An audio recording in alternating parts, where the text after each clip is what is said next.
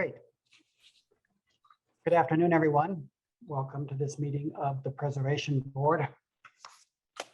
I'm going to call a roll and establish who is here. Commissioner Fathman, are you here? If so, unmute yourself and say present. Present. Thank you. Commissioner Robinson?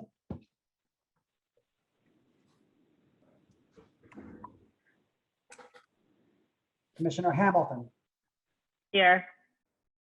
Commissioner Colleen? Present. Commissioner Richardson? Present. Commissioner Weber? Here. Alderman Coder? Here. Commissioner Robinson, have you arrived?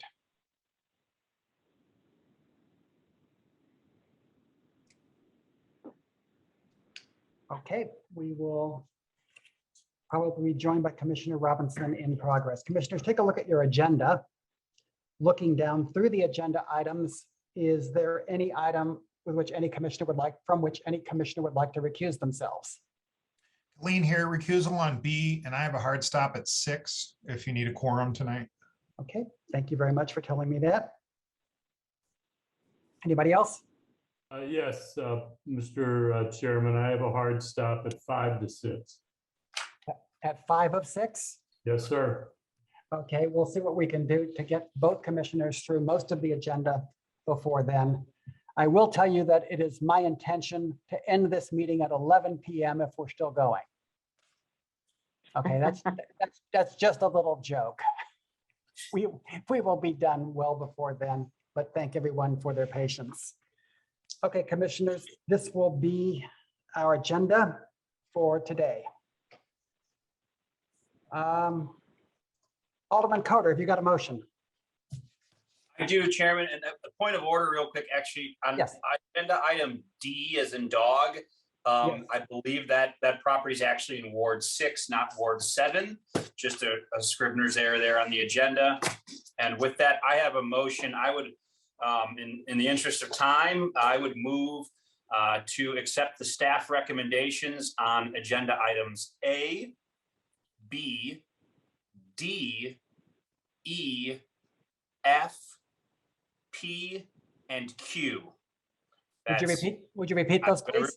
Yes. A is in Alpha, B is in Bravo, D is in Delta, E is in Echo, F is in Foxtrot, P is in, I don't know, Porcupine, and Q is in Queen. I second.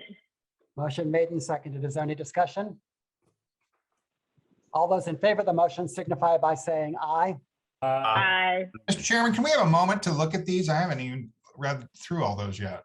Sorry, I should say those are the various items that the staff has recommended approval of. Okay, well, I'm sorry, I was muted. I would have tried to stop that motion, but I would request 5 minutes to read through these and then we can take that vote. Fair enough. So I will go do that. We will be back in 5 minutes. Well, hey, and so, Mr. Chairman, so I guess since we're doing that, is there anybody who's here to speak? Was there anybody who signed up to speak against any of those? I believe I did, if that includes 4258 Russell. That's agenda item F. Was that in your motion, Commissioner? It was, was in but here. if there's someone here to speak on that project against it, I would remove agenda item F from my motion. Fair enough. And I'm sorry, Mr. Chairman, can we get a repeat on the motion, the items that he does want to leave in that motion? Let's clarify. Have you got a pencil handy? I got it now. Yes, sir. Okay. Alderman? Agenda item A, B, D, E, P, and Q. Okay. Thank you. We'll be back in 4 minutes.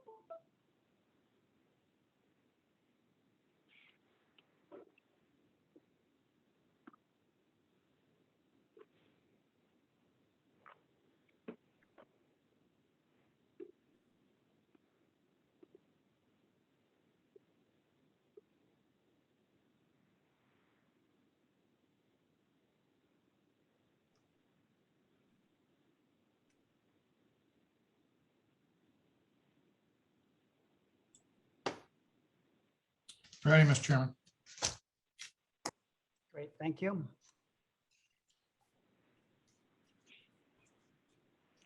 Alderman Coder, would you restate your motion, please? Yes, sir.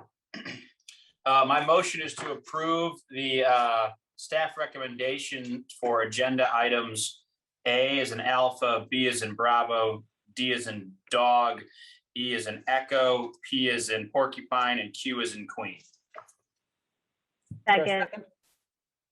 Any discussion? All those in favor of the motion signify by saying aye. Aye. Aye. Aye. Abstains? Okay, the motion passes. The ayes have it. Calling agenda item C.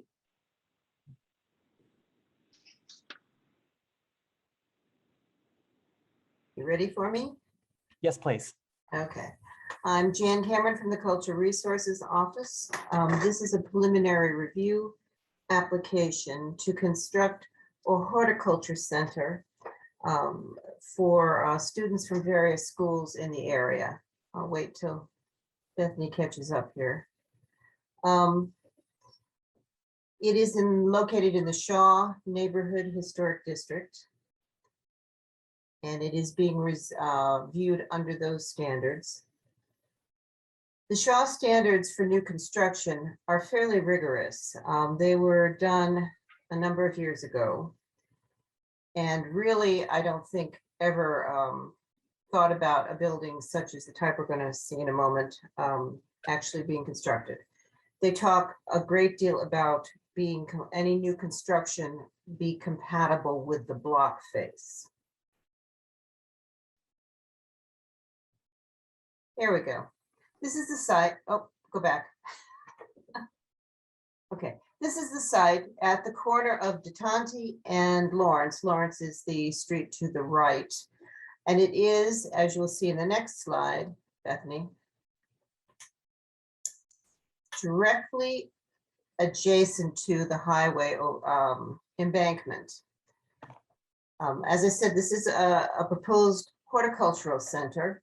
And the area that you see outlined in green is actually a terraced garden that has been constructed in the MoDOT right-of-way. That's completed, and you'll see photos of it in the coming up.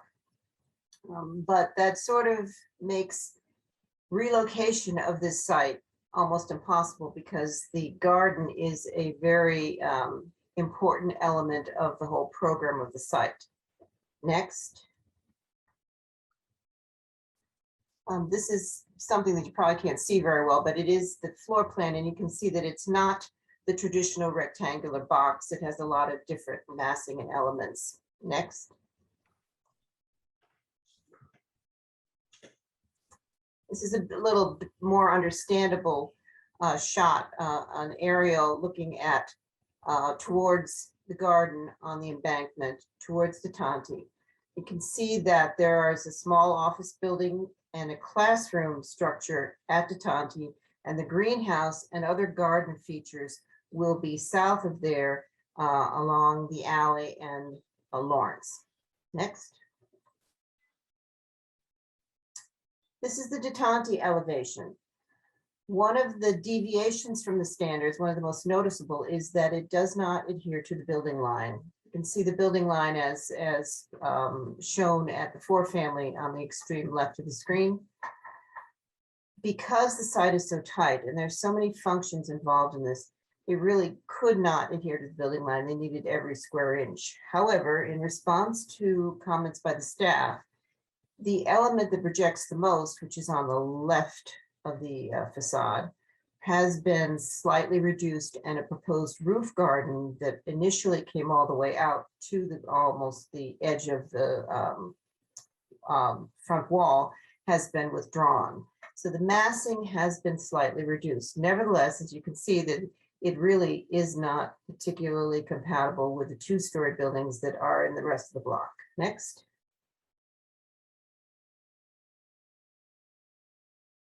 Next.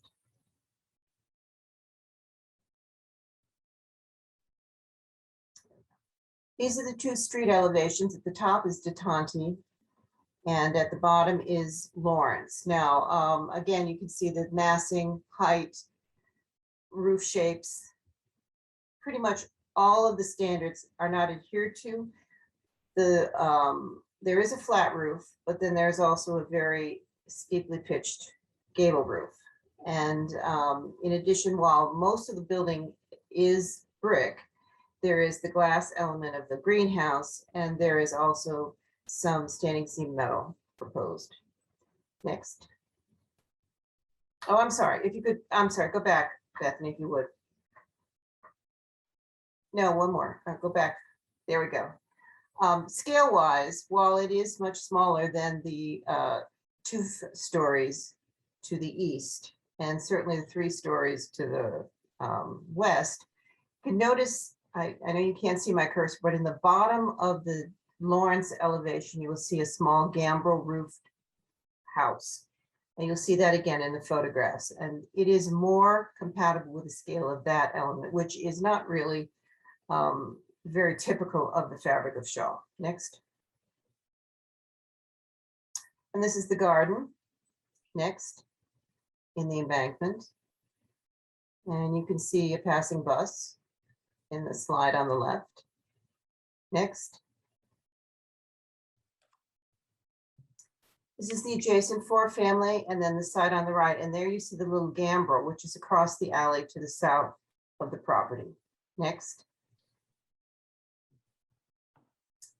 This is the context east on DeTonti. Again, you can see they're all 2.5 stories. Next. And we're back again at the site. On the left-hand slide, we are looking southwest. And that is at the corner 3-story apartment block. And then on the slide on the right, we are looking towards the highway. And then that's the alley at the far right. Next. And here's the gambrel roof house. It is a house, it's not a carriage house. Next. And this is the large 3-story apartment block that's at the opposite corner. Next.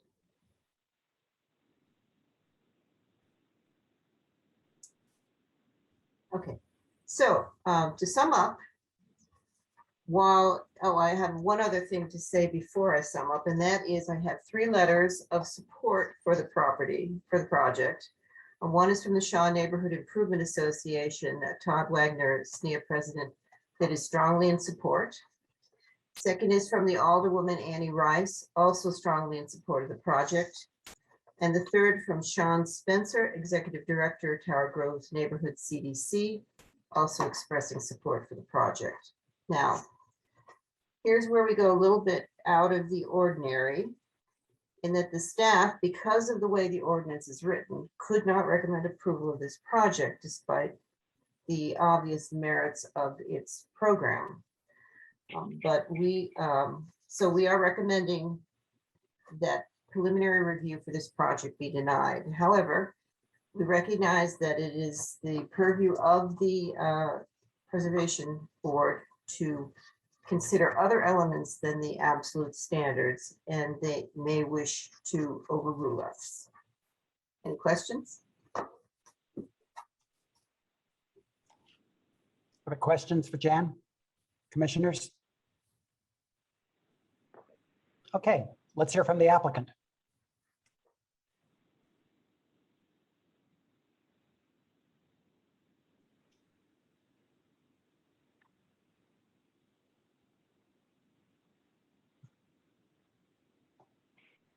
Hi, should I go ahead?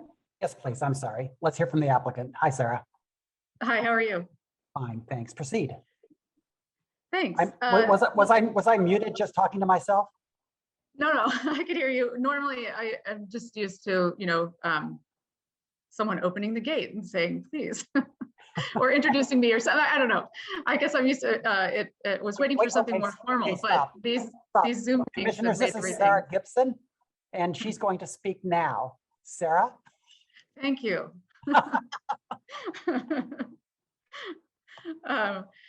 Yeah, so, well, thanks for having us here this evening to present the project for the greenhouse venture. It looks like Jan or Bethany have pulled up our presentation here.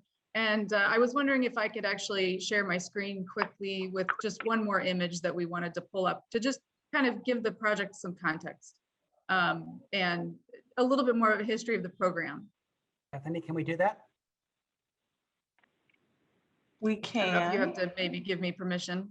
Yes, I have to unshare. Hold on.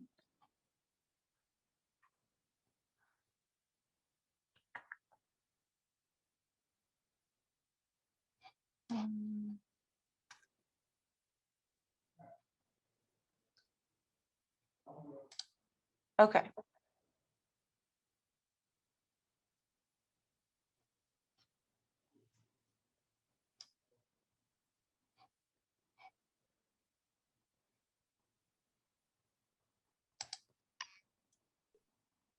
Sarah, you should be able to go ahead and share now. Okay, thanks. Sorry, I'm switching over to the correct window. Here we go. Okay, can you all see that? This is the GHV campus. So, so this is a project that I've been working on as the architect and builder for about 6 years with Tom Purcell, who's the president of the Greenhouse Venture, and his board. And there have been working for about 6 years to kind of gather this coalition of really great research-based schools, St. Louis University, Washington University, Cortex, Harris Stowe. So those are some of the, at Missouri Botanical Gardens, these are some of the larger institutions that are involved and have been working to support both kind of intellectually and from a board standpoint, the project. And then they've, what Tom has done with his board and with some of the board members is also built this as not just a, we're not just looking at a building, but actually a campus. So this campus, which is at the intersection of DeTonti and Lawrence, will actually serve 4 different schools within the neighborhood. Elementary schools, elementary through 8th grade in some cases. So St. Margaret of Scotland, Tower Grove Christian, St. Louis Language Immersion, and Molanphy schools. So far, these are the schools that are on board with this. So the project or the building and the campus is meant to serve those schools to supplement their STEAM and STEM education efforts and to sort of bolster those. So students will be able to come to this building, which, you know, Jan had mentioned the idea of horticulture. There will be many different types of growing in this location with rooftop growing, greenhouse growing, aquaponics, just typical more urban agriculture is in kind of backyard growing. So a lot of different types of demonstration and ways to promote urban agriculture and learn more about those things, as well as kind of, like I said, bolster STEAM and STEM education. So we had designed this 6 years ago, and as Jan mentioned, Missouri Department of Transportation leased some land across from the campus to the Greenhouse Venture to actually allow them to build this terraced garden with a lot of different types of growing in terms of farming. So farming, promoting different species, birds, bees, and for those types of growing to happen there and attract some of those insects and things that are actually have a kind of shortage. There's a really great, in terms of bees, you know, that has a shortage of or have been, I don't know, they're not extinct anyway, but there have not been so many anyway. That there's a big effort towards that, and also promoting not just children that are able-bodied, but also some gardening areas that can be used for anyone with any kind of ability in this terrace garden. So that's just a little bit more about the campus. And then Bethany, if you don't mind switching back to the presentation, I can we can go back to that. Or I can, if it's easier, I can share the one on my screen. If you could stop your share. Got it? All right, and now I will share.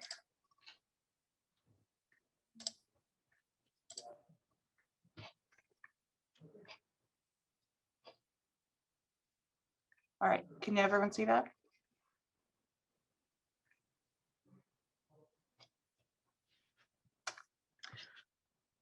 Okay, so I can talk a little bit more about the, just specifically about the building, you know, having given this a little bit of context.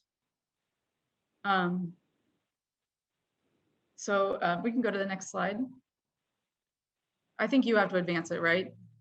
Okay.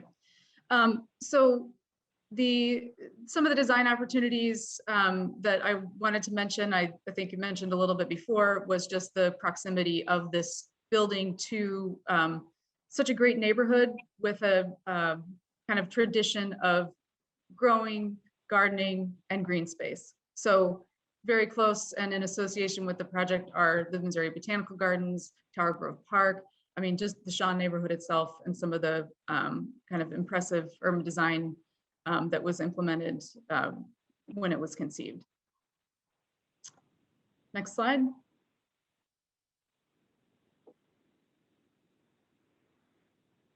So again, I think you're all kind of familiar with the context, but some of the great institutions and neighborhoods within Shaw neighborhood. Next slide.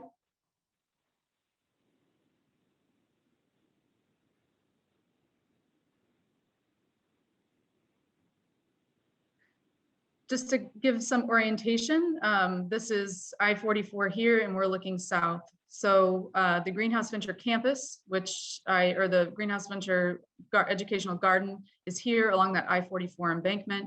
And then to the south across the street is the proposed location of the Greenhouse Venture Education Center. And then again, for a little bit of orientation, St. Margaret of Scotland and the Dragon Garden is just a block away. Next slide.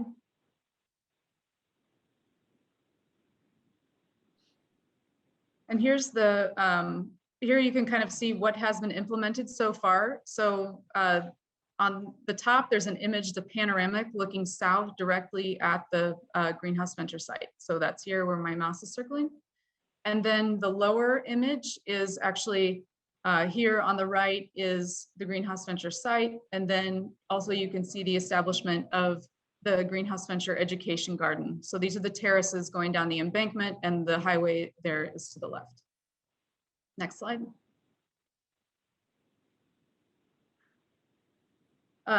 These are maybe repeating a little bit what Jan showed with the context. These are just the intersection of the site from different angles. So here you can see the 2-story building and the 3-story building and the Greenhouse Venture site tucked in between those. Next.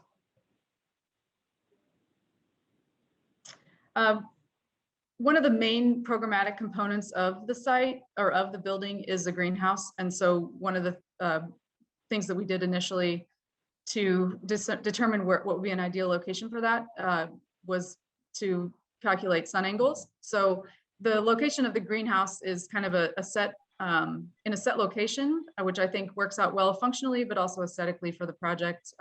This bottom left corner or southwest corner is actually where the greenhouse ends up being. And so we did that based on these sun angle diagrams.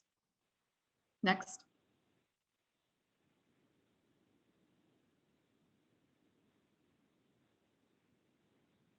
These are again showing the building, which is here in the center, kind of in the context of the campus. So across here, the embankment, and to the right, the 2-story building, and to the left, a 3-story building.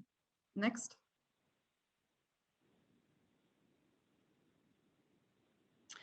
These are the plans for the building. So the center is the first floor plan facing north, which at the top of the screen is Detanti.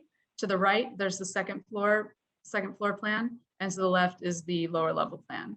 So just a couple things I'll point out about the first floor plan and the relationship to the streetscape, just to kind of talk a little bit about the idea with the urban design.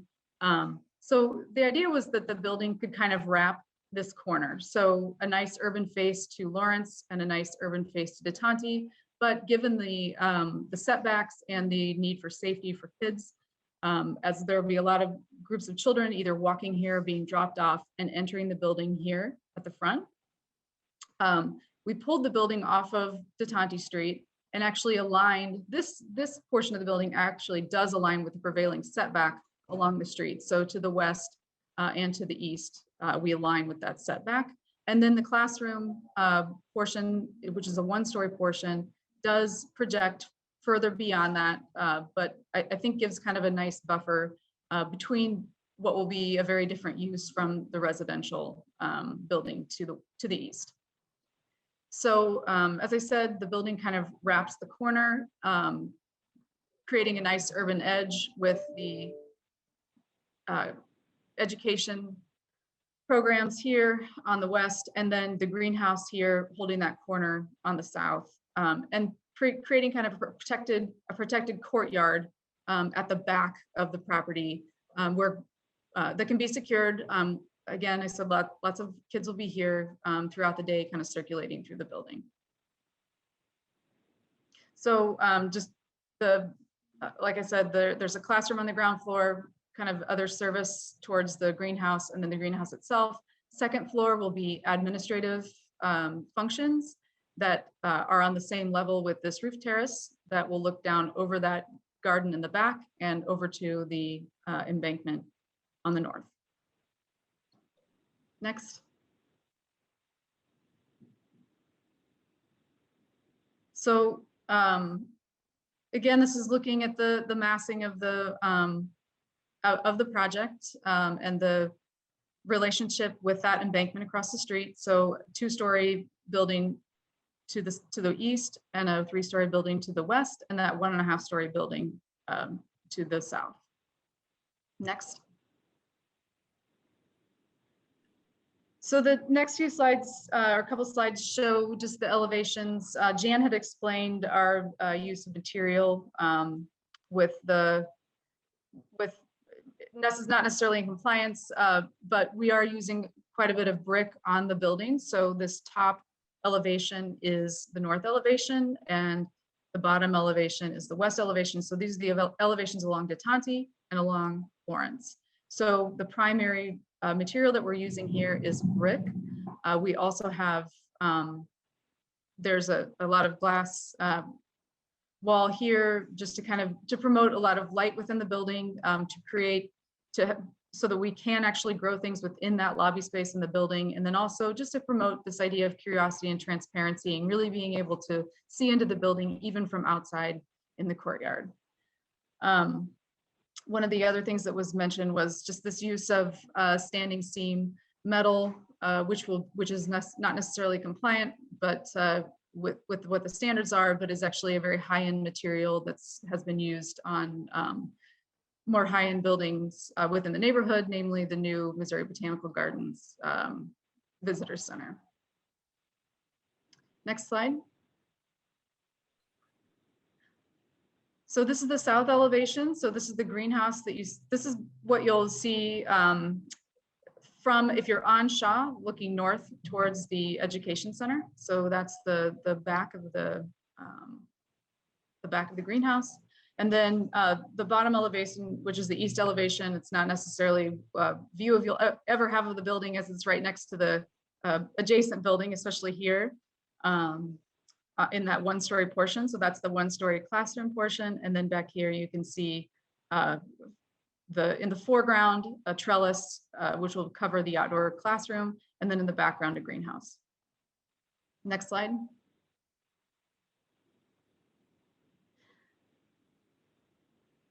So this is the view that Jan had shown before, just showing the building as you're looking south at DeTonti and Lawrence, back at the building. So again, I'll mention this idea of transparency and curiosity and really being able to see into the building and also promote growing within the building. Also, with regard to the setback, as I mentioned, this portion of the building actually aligns with the prevailing setback along the street. The classroom portion projects a little bit further, but I think creates kind of a nice courtyard, protected courtyard at the front of the building for safety. And I'll also mention that there are several buildings within the Shaw neighborhood that are corner buildings that don't necessarily, that kind of break from the typical setbacks and kind of streetscape scale. So in most of Shaw, you have 2- and 3-story buildings, which are all multifamily residential, some single-family residential. But at corners, you often see that kind of broken. And I think that those allowing a little bit more space for urban gathering is kind of a nice friendly approach to these corners. So namely, Purcell Hall is just down the street. That's a 1-story building. There's also the station, which is the catering business that's Kelly Spencer owns, as well as Fiddle Fern Cafe. And then currently Bailey's Range is also under construction, which has a kind of similar and very similar design and scale, urban design and scale to this building. Next. And then these are the last 2 images I have to show. So these are views looking east and west onto Tanti with the proposed greenhouse venture education building set within the context. So these kind of show that the relationship that will have with the context, and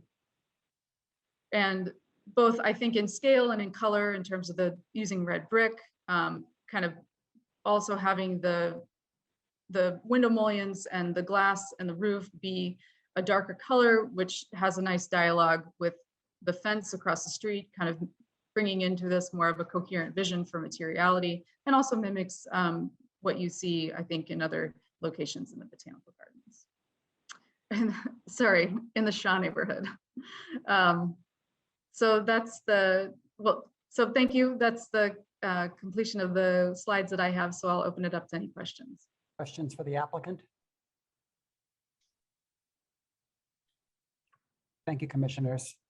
Bethany, has anybody signed up to speak on this item? We do have Tom Purcell also signed up. I don't know if he wants to speak.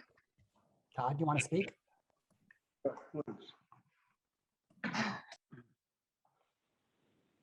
So there came a question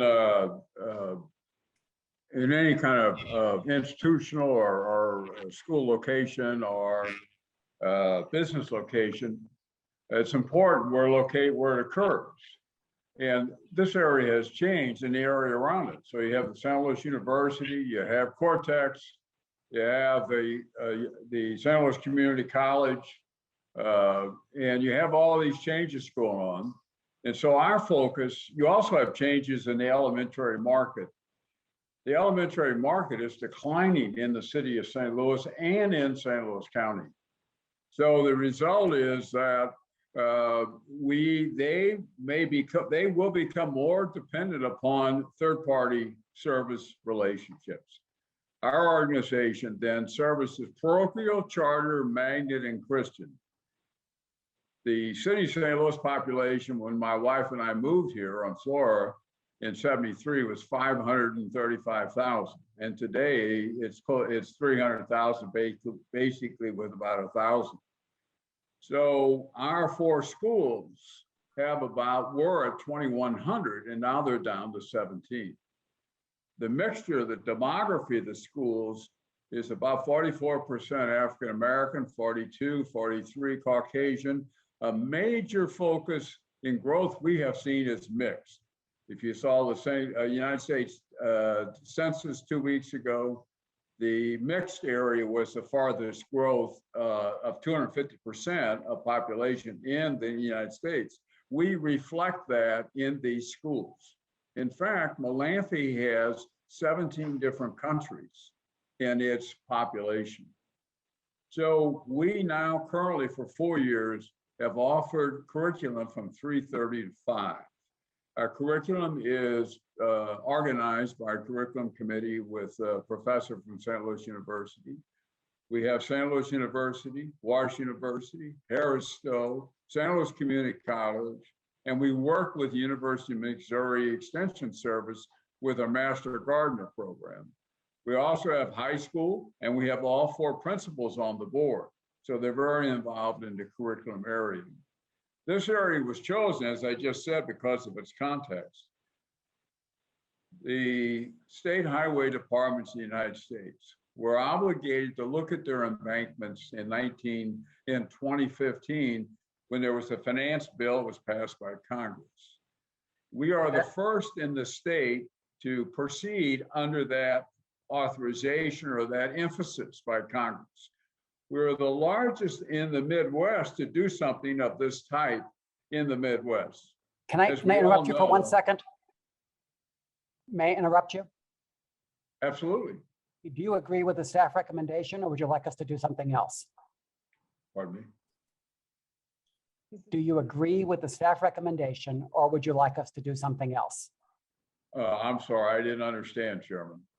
Yes, I would like you to do something else. What would you like us to do? We would like you to approve the preliminary design. Okay, The thank you very consequence much. of that, Chairman, is we're able to proceed to fundraise for the building. Great. The building thank is you. $4 million, excuse me. Thank you. Bethany, anybody else sign up to speak? We do not have anyone else signed up to speak. Okay, Commissioner Killeen, have you got a motion? Yes, Mr. Chairman, I move that the Preservation Board override the staff recommendation on this and approve this project in a preliminary fashion as presented. Is there a second? Second. Is there any discussion? Hearing none. All those in favor signify by saying aye. Aye. Aye. Opposed? Abstain? The motion carries. Thank you very much. Thank you, Mr. Chairman. Thank you, Commission. Okay, let's do agenda item F, please.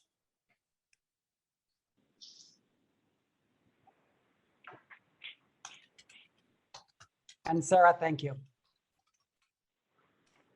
Thank you.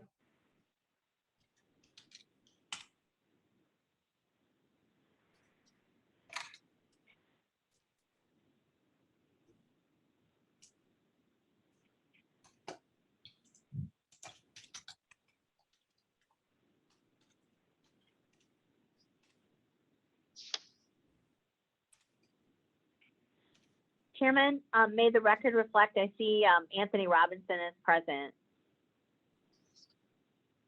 So noted. Thank you.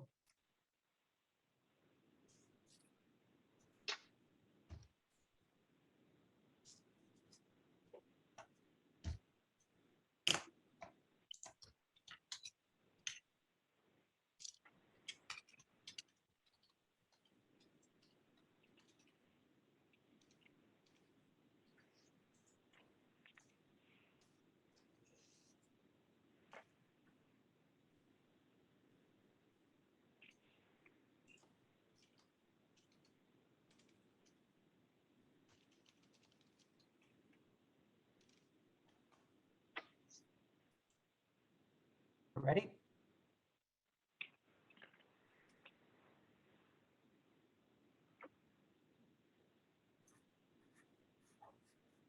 I'm Andrea Gagan with Cultural Resources Office, and this is 4258 Russell Boulevard in the Shaw neighborhood.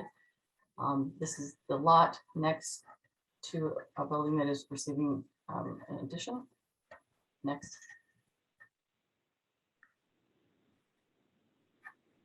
And this is the site plan showing the existing building and the lot next to the north-south alley. Next. This shows the addition in gray. Is set back from the front of the building and is somewhat off the alley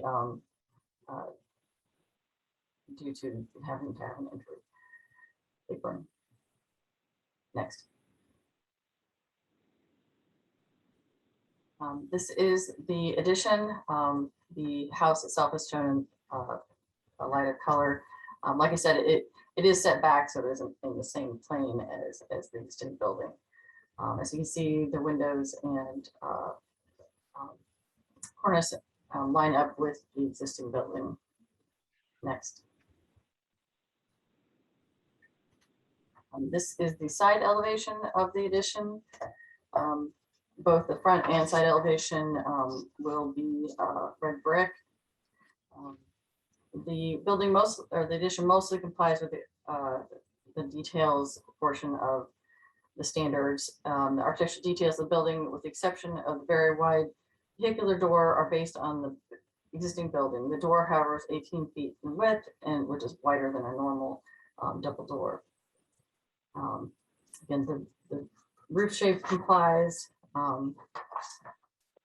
And then the other main issue that does not comply is the off-street parking is required to be at the rear of the property when possible. This does not comply with this. Parking will not be at the rear of the property. There's not seem to be anything that prevents access to the rear of the property. So that's our main objection. The 4258 Russell is located in the Charlotte Historic District. As I said, the proposed height, materials, roof shape, and details largely comply with the Historic District standards.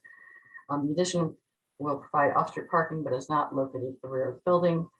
And the wide vehicular door will be prominently visible from the street. Because of this, next.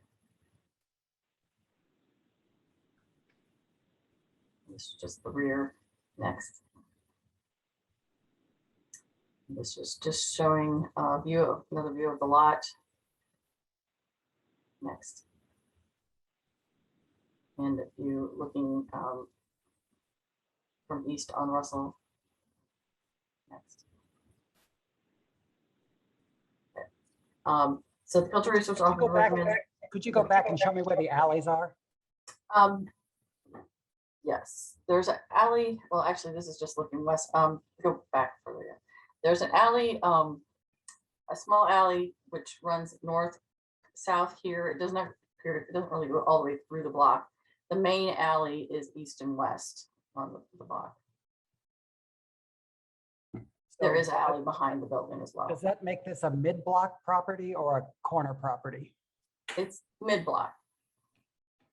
So But we- under this draw historic district standards, its visibility from the street is Okay, how we look at thanks.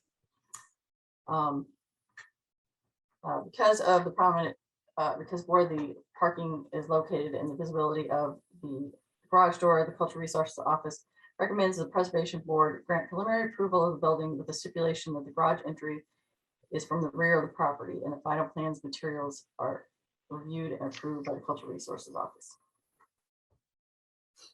Questions from Ms. Gagan?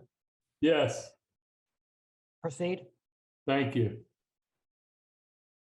What are you calling the rear? I mean, you said there's no rear parking. You mean rear parking for the public or for the owner? The owner. Okay, because they're putting the garage on the side. Right. Yeah, if it was entered from the rear, then that would meet the historic district standards. Okay. And you're recommending that we approve it as long as they put the garage in the rear? Right. Okay. Thank you very much. Further questions? Okay, let's hear from the applicant, please.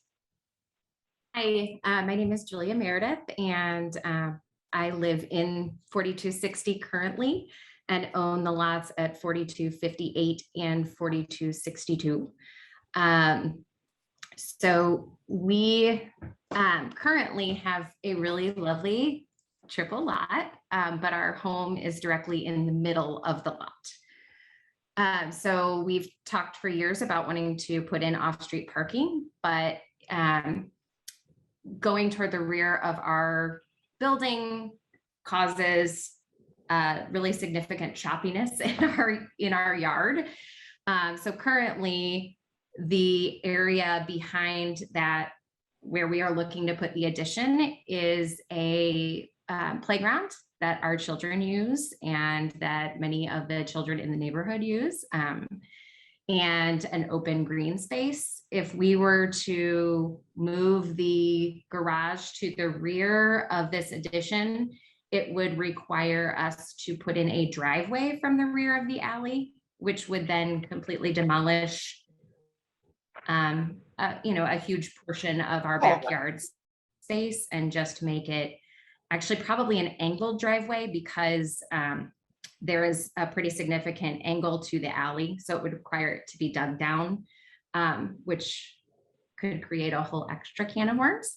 On top of that, the rear of our property is where all of the trash bins for our portion of the street are located. The dumpsters are all behind our house. So our hope was to be able to enter, since it is still an alley and there are many garage doors facing the street. We were hoping that since ours is an alley, it would also fall within that we are still turning off into the garage from an alley that is, going north-south.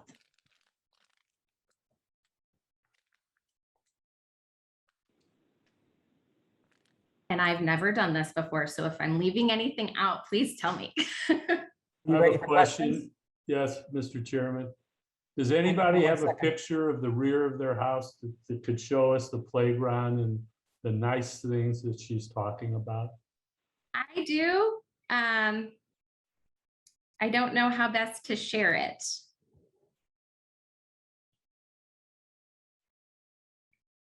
Try holding it up. Let's see if we can see it. Okay.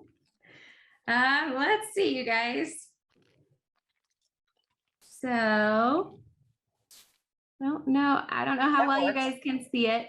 So you can see our house and you can see the playground. The concrete patio area is directly behind our house.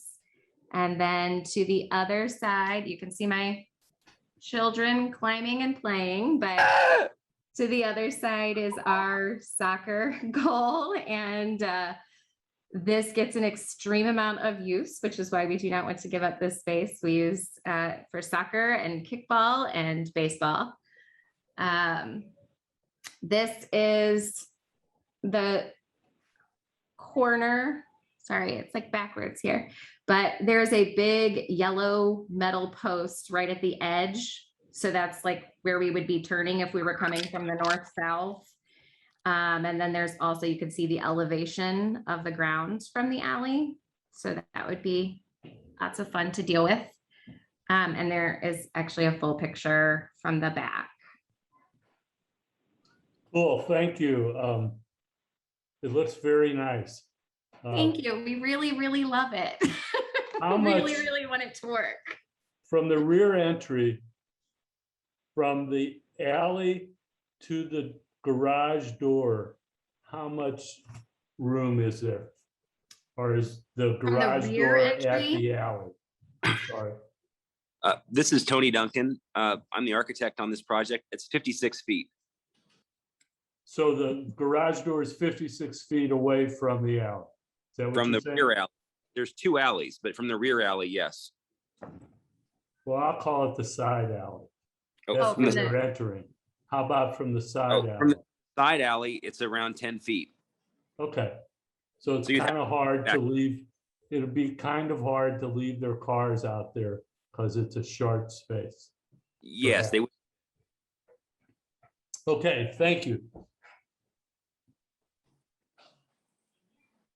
Further questions from commissioners? Okay, Bethany, have we got people to speak? We do not. Wait, Oh, Anthony on the yes. list. Should I go ahead? I'm sorry, are you someone who is speaking against the project? I'm speaking for it. Okay, proceed. I was the architect on this little addition. It's about 600 square feet for each floor. And it does have two alleys. And so we were trying to work with the second alley that doesn't have a lot of use or traffic and try to have an easier access to the addition from there rather than have almost a 60-foot driveway from the alley. We could reduce the width of the door if that's an issue with CRO to a 16-foot door instead of the 18-foot door.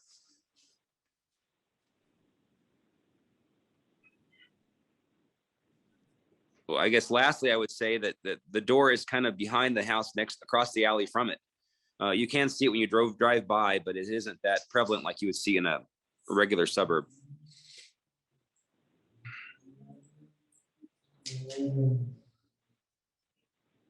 That's all I. Questions, commissioners? If I could direct a question to staff over something Mr. Duncan said there. Do. Okay, staff, would we find this project more palatable with a 16-foot door? Well, we had talked about how we would mitigate that. We were more in favor of doing 2 separate doors. But I mean, obviously 16 feet is better than 18 feet. And Tony, would that be a tough turn if you had that post in the middle for 2 doors? It is with brick, especially because if you just tap brick, veneer brick, Yeah. it's so I would like to avoid it, but I'm sure our client is amendable. Okay, thank you. Thank you, staff. Is anyone else signed up to speak? We do not have anyone else signed up to speak, no. Okay. Commissioner Weber, have you got a motion? Yes, I do, Mr. Chairman. Proceed. That we override the staff's suggestion that we turn this down. And we allow this to happen as long as they will put in 2 garage doors on that side.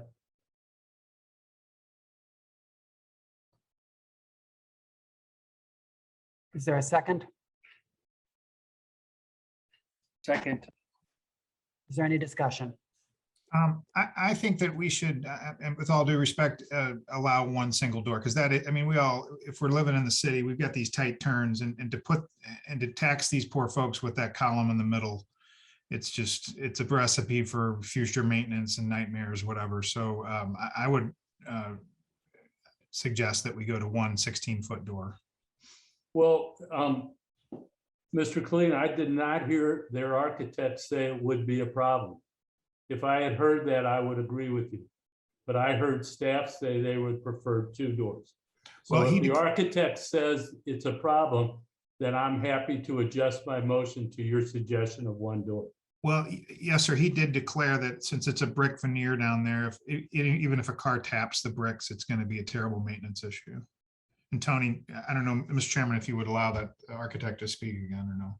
Yeah, I had mentioned off any alley in the city with the cars we drive today, they're larger. If we tap that brick, that veneer brick, which is only 3 5/8 thick, with a space behind it, it pushes it back into the sheathing, and it will happen with a busy family and with an SUV. I'm not going to push back too hard on the 16-foot door, but we'd rather not have the post in the middle. Okay, sorry, I'm happy to accept Commissioner Keeling's friendly amendment that it be 1 door, 16 feet. Thank you. And is there a second? Second. Okay. Commissioners, any further discussion? Hearing none. All those in favor of the motion signify by saying aye. Aye. Aye. Opposed? Abstaining? The motion carries. Thank you very much. Thank you, committee. Thank you. You're welcome. Have Commissioners, us over to play soccer. let's do agenda item G. You're welcome anytime.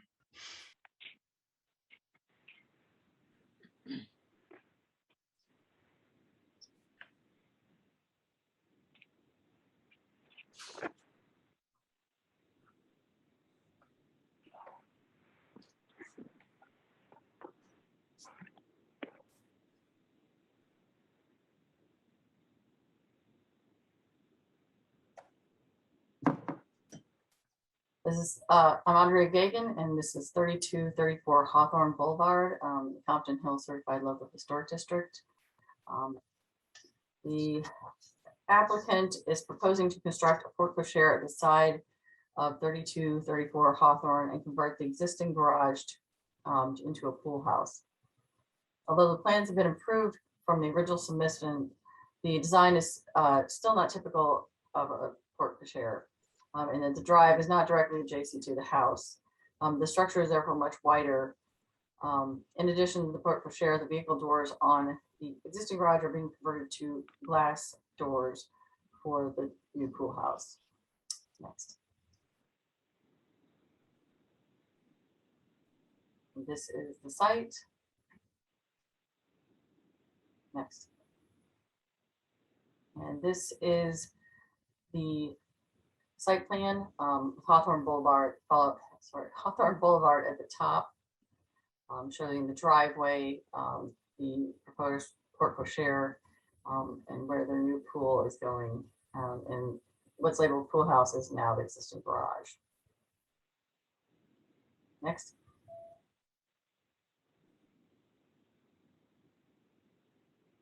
This is a view of the driveway and the existing garage at the rear of the property. Next. This is the proposed porte-cochere shown with the adjacent house, which also has an original porte-cochere. The proposed porte-cochere doesn't comply with scale, size, and proportion of the ordinance. While the height of the porte-cochere is consistent with other porte-cocheres in the area, the proportions are not. As I said, the proposed addition is much wider than a historic porte-cochere would be. Next.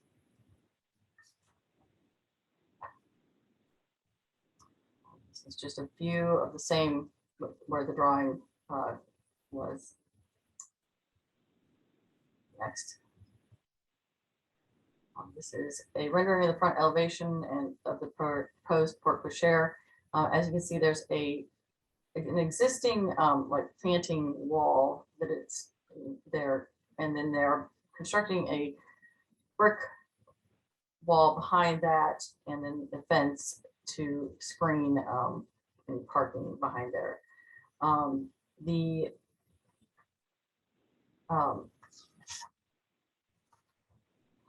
The architectural detail portion of the standards, it partially complies with that.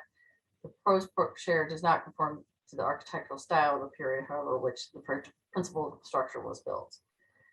The roof shape also partially complies. Hip roofs are not uncommon in the neighborhood, although many of the porte-cocheres in the neighborhood have flat roofs. The glass balustrade on the rear portion of the roof also does not comply. Next. This is just the side view. If you, I don't know if you see there's like a above the roof that kind of projects out is that's the glass balustrade. Next. You can see better on this roof and deck plan. There's a deck behind the front portion of the porte-cochere roof, which will have a glass guardrail, which will stick up slightly above the top of the roof. Next.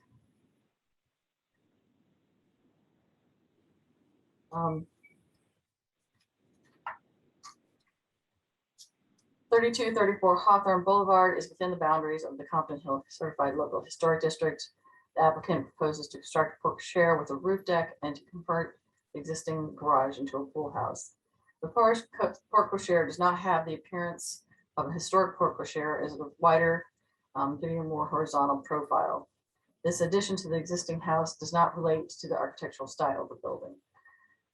Therefore, the Cultural Resources Office recommends the Preservation Board preliminarily deny project if the porte-cochere does not comply with Compton Hill Historic District standards. Commissioners, questions? Yes, Andrea, any word from the alderman or the neighborhood association? The neighborhood is in opposition. I believe there's someone here to talk about that. Nothing from the alderman? There was a confusion, so we're not really sure what the alderman thinks about it at this point. Okay, thank you. This is Robert Bruce. There's an email clarification between Alderman Gracia and Deneen Funk. The alderman supports the neighborhood association. Yeah, I wasn't on that email thread. Thank you. That's all my question. Let's hear from the applicant. Hi, I'm Jessica Deem. I'm the architect. A little bit about the history of how we reached this design. The existing garage on the site sits back towards the property. And actually Robert Bruce raised it to our attention that that garage was originally in the middle of this lot. But at some point, you know, at least as far back as the maps I have, 1975 was the last time I saw that garage. It was moved from the middle of the property towards the back of the site. And the problem there is that there's a change in grade that's about 18 inches from the back of the site to the alley. And so they can't really use that garage as accessible from the alley. So what they really just want is something that they don't have to drive all the way through their property, all the way to the back, because they would like this development as a pool. So, you know, the driveway's already there. The opening in the masonry wall is already there. The brick wall is actually already there. So we're just trying to work with what's there. And our first meeting with the neighborhood was back in March, and we had presented two options. One was a gabled roof that was off to the side because we thought it might be a little bit less visible. And seeing as this is a 1929 house, it really, you know, it's not an 1890s house.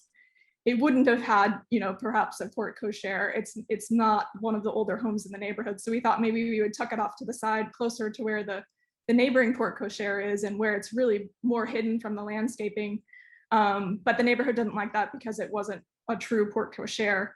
So we proposed another idea that was more of a hipped roof that was tucked up as close to the house as we could get it. At that time, the homeowners were wanting a wider, perhaps to park two cars side by side. And at that time it was 26 feet in width. So based on that, we made some revisions. Well, actually, we contacted CRO because we wanted to make sure, you know, that we didn't, you know, go in the wrong directions from there.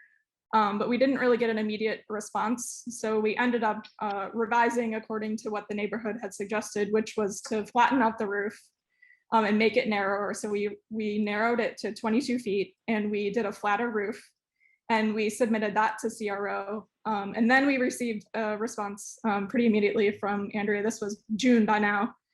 By then, and Andrea's response was that she thought we were more on target previously with one of the previous designs with the hipped roof. So that's how we ended up back at the hipped roof. We did once again narrow the design. So we went from at that time 22 feet to 20 feet wide. So we feel like we have responded to both the neighborhood's suggestions, and we've sent each iteration to the neighborhood, and it's honestly been months since I've heard from the neighborhood. So I'm surprised actually to hear that there is opposition, because we've sent all of these subsequent designs to the neighborhood saying, this is where we're at, what do you think? And we haven't had any communication. The communication has been a bit lacking on this project. So so that's how we've gotten to where we are. We're doing our best to work with everyone. Our applicants, the homeowners, are really just, they don't care what roof shape we go with. Like, they just want a place to park their car. Jessica, this is the chair. I'm getting a few notes. Do you have a presentation? Nothing in addition to what Andrea presented. Andrea, is that correct? I did put some more additional photos in that they had sent, but it's pretty much what we had already showed. Jessica, do you want us to see those photos? Sure. Ms. Gagan? Yeah, she's showing them now. Yeah, I mean, it's really not super visible because it really is set very far back. The existing, we're putting it behind the existing wall. There's vegetation there. They plan on putting newer landscaping there to dress it up even more. I know in pure elevation, some of that glass balustrade shows, but I think, when you see it from a true perspective, because the drive is raised up from the street, you won't really see that from the street.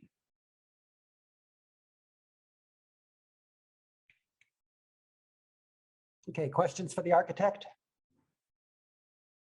I have actually a point of clarification with staff. May I ask that at this point? It's very short. Sure. It looked like the recommendation is to approve this in the agenda. Is that wrong? It is. Okay, I didn't know if that was, maybe that was clarified earlier. Sorry if I missed it. We got an email from Deneen a little earlier saying that there was a misstatement in the summary and that the final conclusion is what they wanted us to read. Okay, very good. Sorry about that. Yes, I Let's- meant to say that at the beginning. Well, now that we have you talking, Andrea, what is the recommendation? It is to deny the project of the Porque does not comply with the Compton Hill Historic District standards. Commissioners, is that clear to everyone? Okay, questions for Jessica? Okay, Bethany, who's here to speak? Signed up next, we have Robert Bruce is first. Okay, Mr. Bruce. Hi, thank you.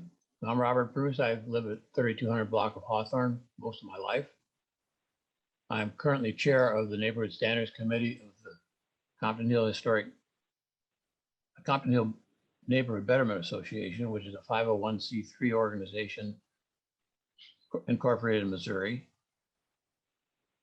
We have 5 elements as part of our mission statement.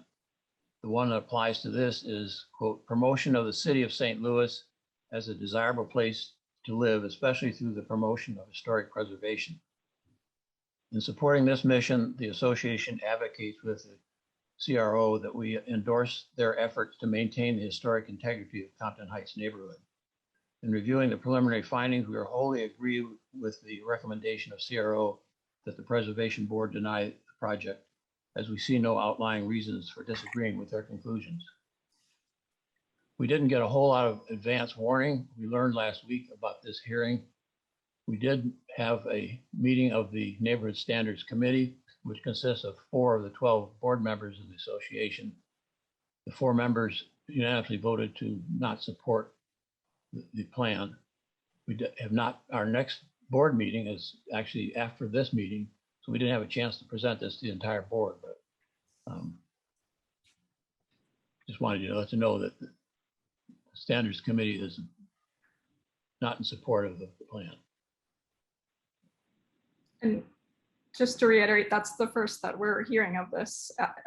Having sent the plans, the most recent iteration, I know this is about number 4. This is the first that we're hearing of this, having sent the plans, at least 2 weeks ago, whenever, the CRO deadline is. At that point, 2 weeks ago, the president of the association talked to the homeowners and they said there was nothing new on the horizon. We didn't even know it was coming before the Preservation Board until last week. Bethany, is anybody else signed up to speak? Yes, next is Keith Buckholtz. Hi, I'm on the Preservation Board as well for Compton Heights, along with Robert.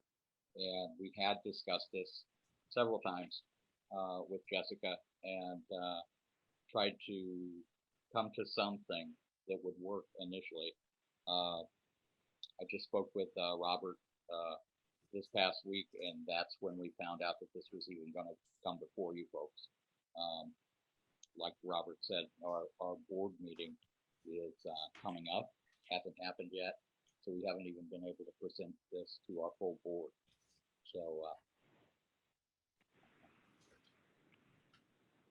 we're all a little weirded out by this one.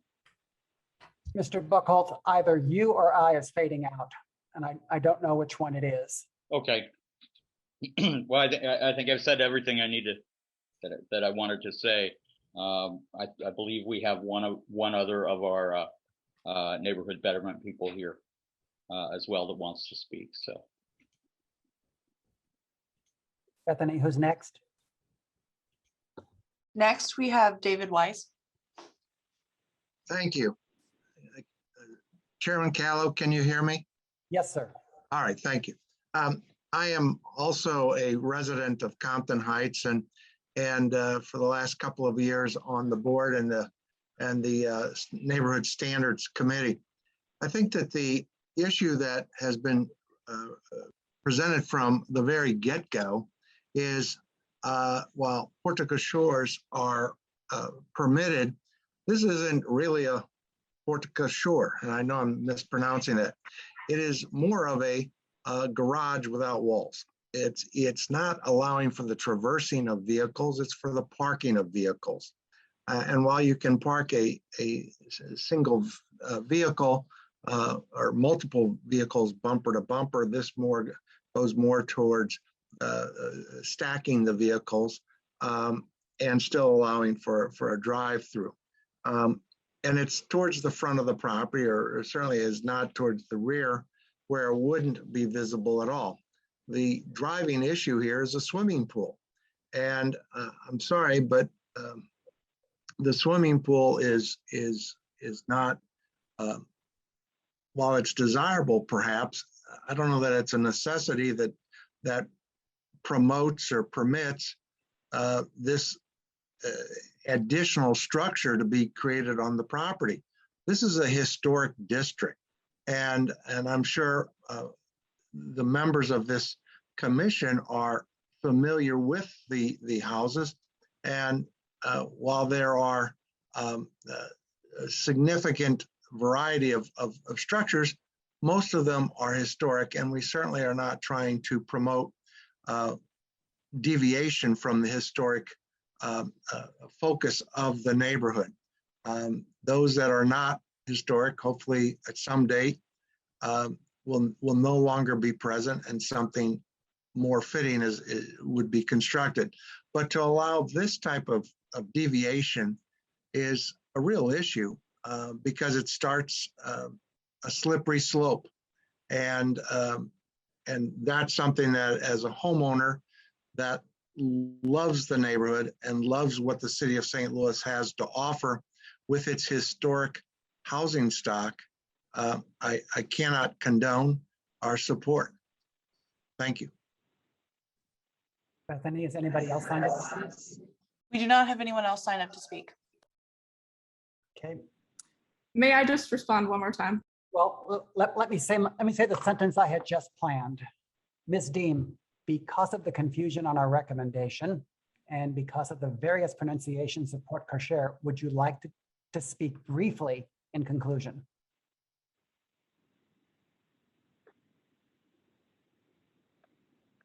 You'll need to unmute though. Sorry, thank you. Just once again, in regard to the communication with the neighborhood, we emailed iterations of this plan with the neighborhood as. I'm pretty sure we understand that point. Okay, but I think we emailed more often than they're saying that they only just learned about this 2 weeks ago. We emailed a very similar design in June, again in July, and I received 0 response. So we felt at that time that our only option was to go ahead and submit for preliminary review. So I feel that it's a bit unfair to say that there hasn't been any communication. We reached out. We will not be judging this project or your drawings based upon that point. Okay, I appreciate that.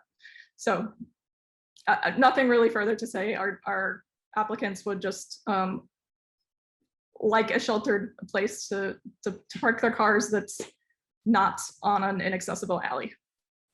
Thank you very much. Commissioner Richardson, have you got a motion? Yes, I move that the Cultural Resources Office or that we uphold the denial of the project as the Porque does not comply with the Compton Hill Historic District standards. Is there a second? Second. Motion and second. Is there any discussion? I have a point to make. Had I been asked to make that motion, I would have suggested that we defer this a month to give these parties a chance to talk, which will hopefully still be the result of Mr. Richardson's motion if it's successful. It seems like, Ms. Deem, now you do have their attention. Everybody wants I think the same result, good design that's pleasing for the neighborhood. So I would just suggest that the parties talk and figure this out. I agree. Is there further discussion?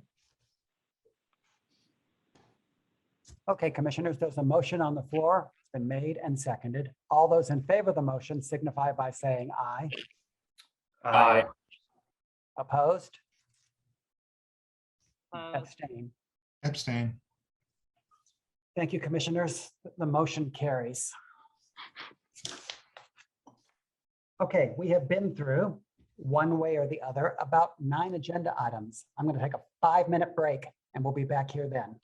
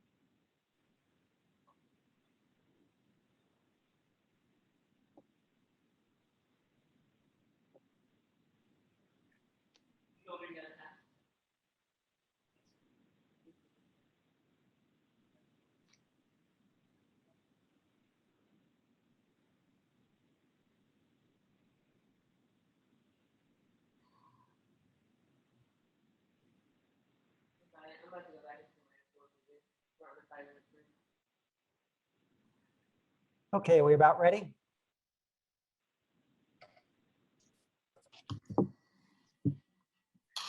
I'm going to call the roll again to establish who's here. Commissioner Fathman, are you here? Here. Commissioner Robinson, are you here? Yes.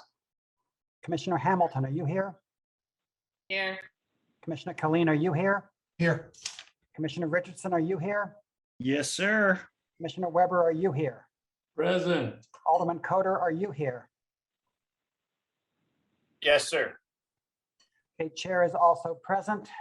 Commissioners, I anticipate that this next agenda item will take a minimum of 20 minutes. If anybody thinks they might need to leave before then, now is the time to leave. Is everybody staying? Yes. Okay, good enough.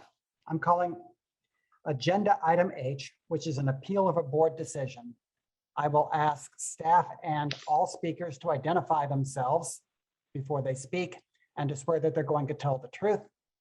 The point of this part of the meeting is to build records for appeals. 5955 McPherson is next. Anymore, Cultural Resources Office. I swear to tell the truth. Thank you. I would like to enter into the record the PowerPoint, the agenda, this presentation, Ordinance 64689, our enabling ordinance, Ordinance 57688, which is the Skinker to Bolivar ordinance, and a letter from the neighborhood. So this is 5955 McPherson Avenue. It is an appeal of the Preservation Board's conditional approval from the August 2021 meeting. Can everyone see the PowerPoint? Yes. Okay. Yes. All right, here is the location just for a brief reminder. It is on the corner of DePere and McPherson Avenue. And it's an appeal of the Preservation Board's approval with conditions to construct a 3-family apartment building. And here are the north and east elevations of the project that was previously approved by the Preservation Board with the changes that the Preservation Board stated in their approval. This brick return here, this cornice, and then this additional row of windows on the west elevation that faces DePere. This is an appeal of the approval because the owner would like to install windows with interior muntins. And the standards say that for new construction, windows and new construction, materials may be wood, clad wood, composite, aluminum, or vinyl. If muntins are used, they must be applied to the exterior of the window and have a projecting profile. This project does not comply with the standards in that aspect because they are proposing to use interior muntins. And here is just an example of what that means. So the exterior is the one that you can see on the right, and it does have a projecting profile on the outside of the glass.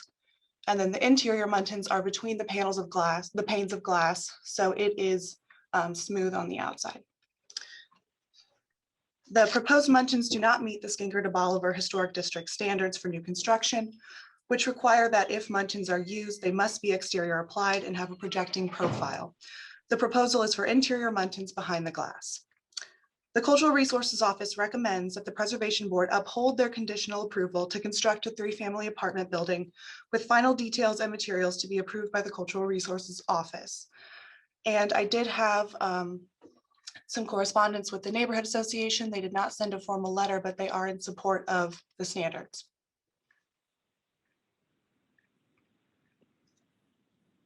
Thank you very much. Let's hear from the appellant.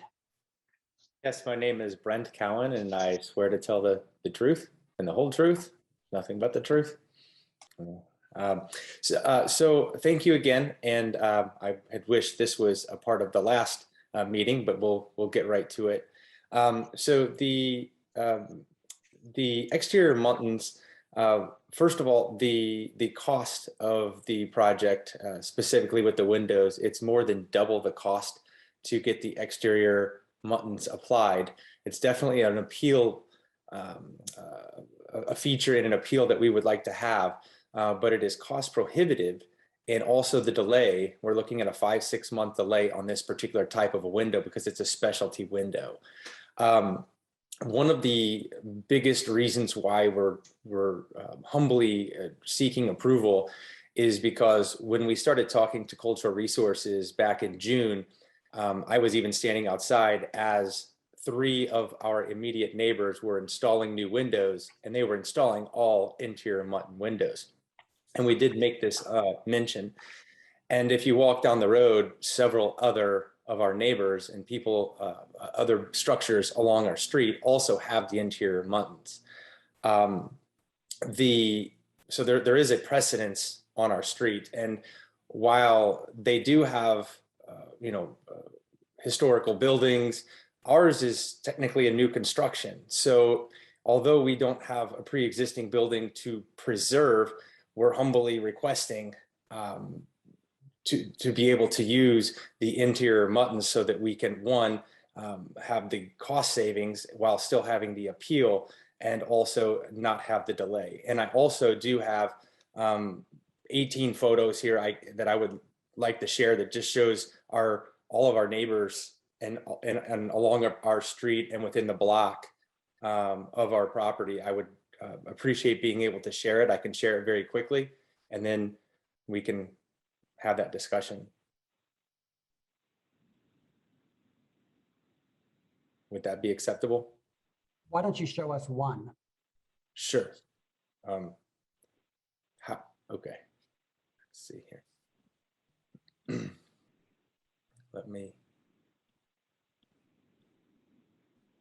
So.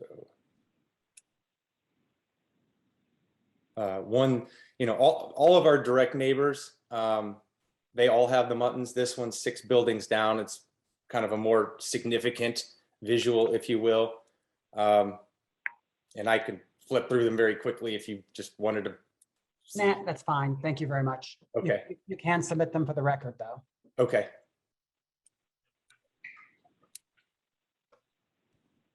What else? And I mean, that would be just a, obviously our street, our neighbors, and a lot of the buildings along our street have the interior muttons, and we are humbly requesting the ability to, and the permission to use those. When you said prohibitively expensive, did you bring us cost estimates? I did not bring cost estimates. The cheapest option that we could find was twice as much. It was a 96.4% increase in cost. Okay, That twice, was twice what of what? Twice. So they were closer to $520 per window.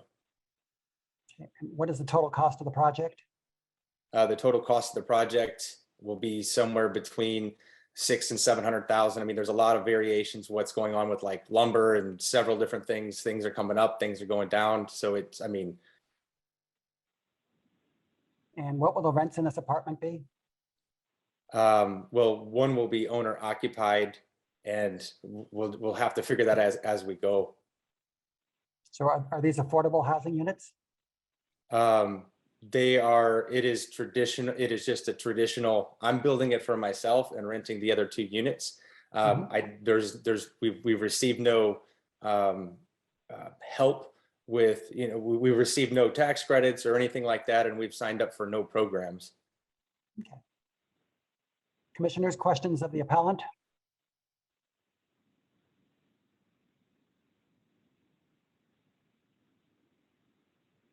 Okay, thank you very much.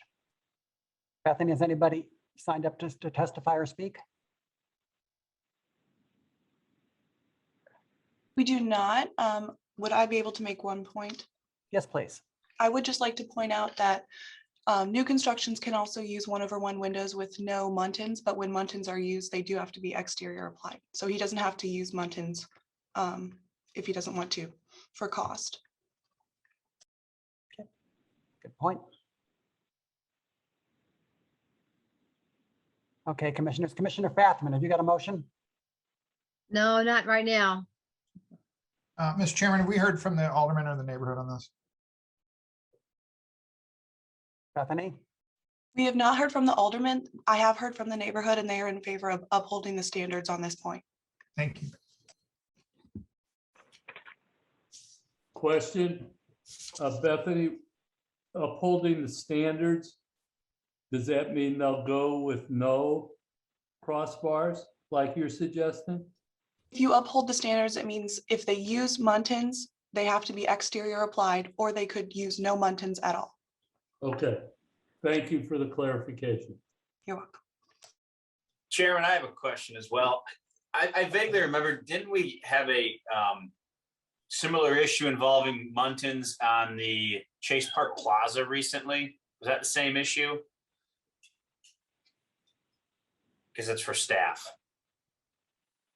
I did not work on that project. I know that we did have an issue with the windows, but I'm not sure if it was the same one. It's a different historic district. Oh, okay. All right, never mind.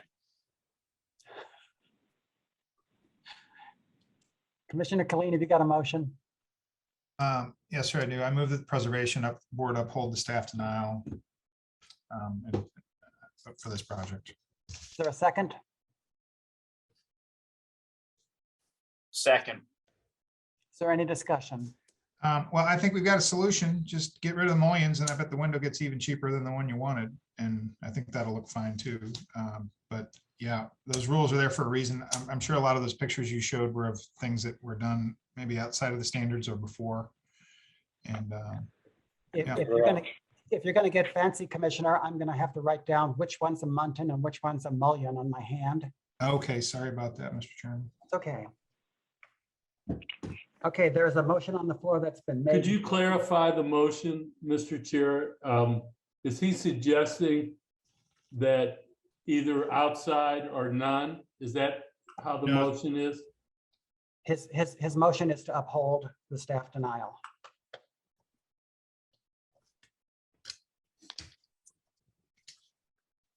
Okay, commissioners, I'm going to call a roll. Commissioner Fathman, do you vote yes or no? Yes.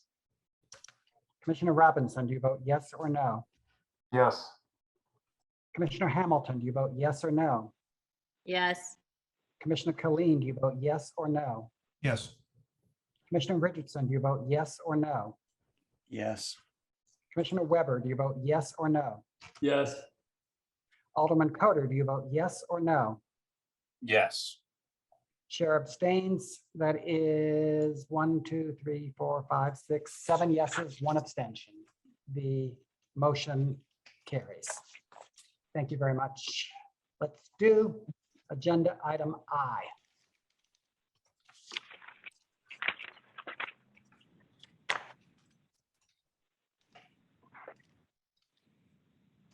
I am Audrey Gagan and from Cultural Resources Office, and I swear to tell the truth. I need to submit into the record ordinance 64689 as amended by 64925, which is an enabling ordinance. Ordinance 67175, which has been Park Historic District Ordinance. The agenda, agenda presentation and PowerPoint.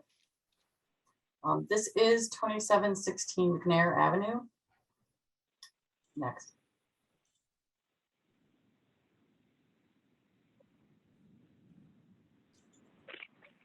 And this is just showing the lot. There are 2 connected buildings. Next. This is the evidence of a previous door opening that was closed at some point long ago. Next.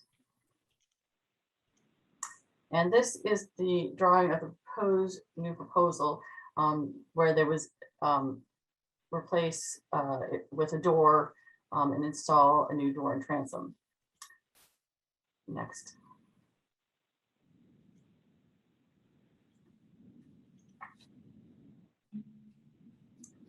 This is just a rendering of the same thing. The project involves reopening a door opening that had been previously shortened to hold a window and installing a new door and transom. While we agree that the evidence that the opening was originally a door and does not have an issue with the opening being lengthened so that a new door and transom can be installed. There is, however, an issue with the door that is proposed to be installed in the newly enlarged opening. The owner proposed to match the existing front door on the building. While it is a historic door, it is not an appropriate model example because it's not known when the door was installed and is not of the same architectural style as the building itself. The Cultural Resources Office has denied the application and the owner has appealed the decision. The issue next. Okay, the issue is that the model example, under the model example rule, it requires that the element be of a comparable form, architectural style, and use as the building to receive the constructed or reconstructed element. So this does not comply. The proposed door is not in the same architectural style as the building. The building is what we call a transitional federal style, where the door is a craftsman style door.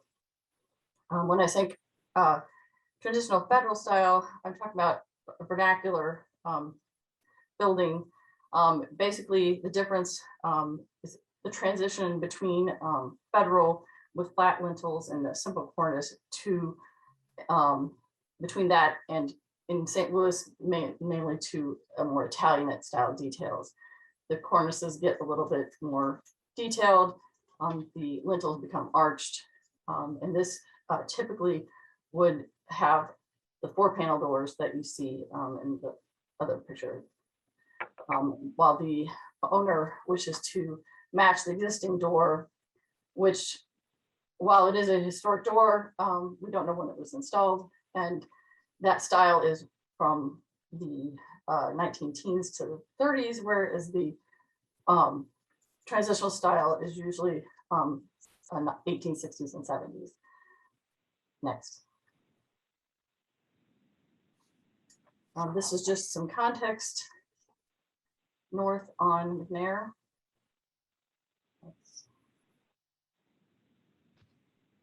Next. And just some additional context across south and McNair. As I said before, it doesn't comply as a model example.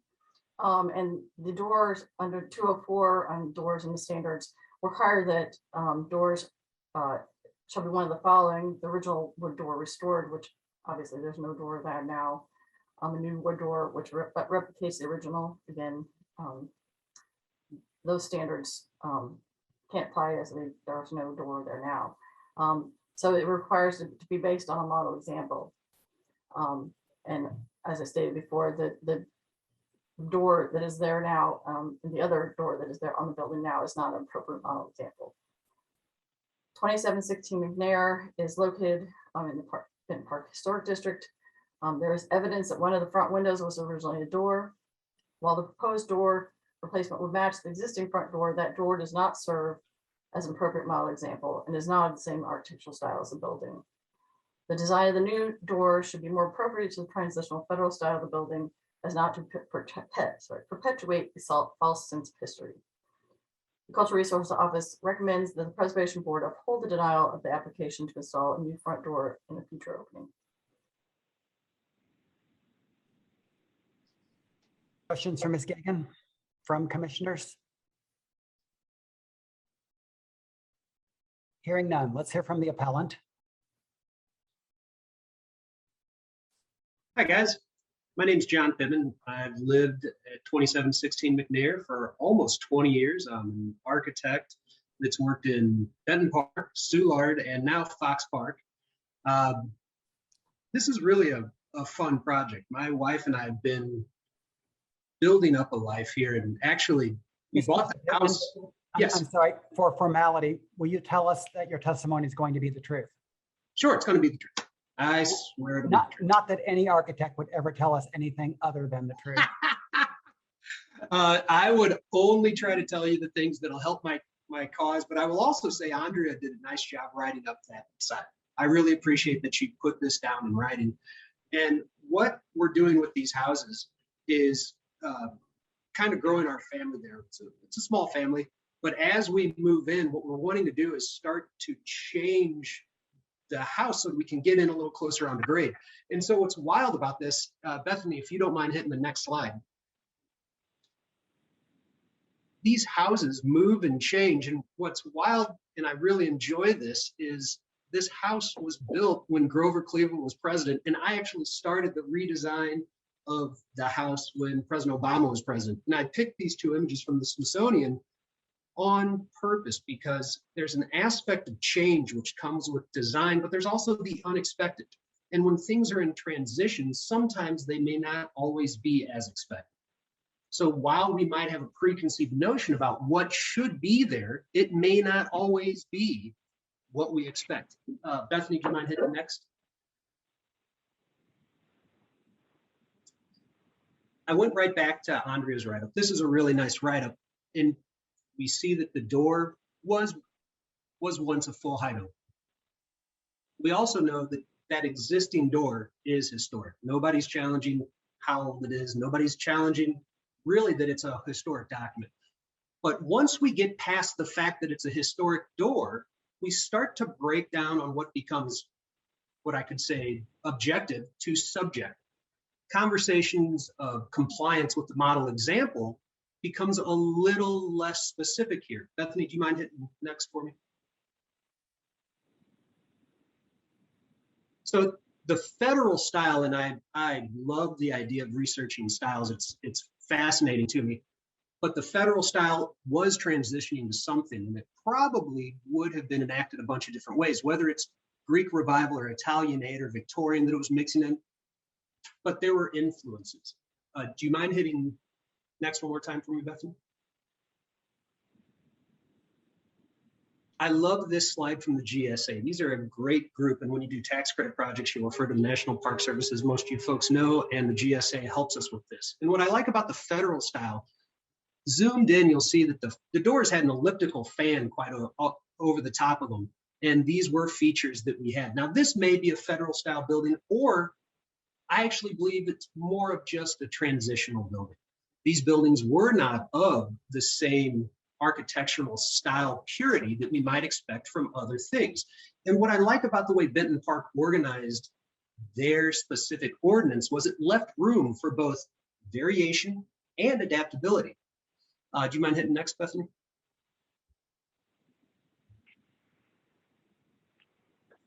When we go in here, we can see that there was evidence of change.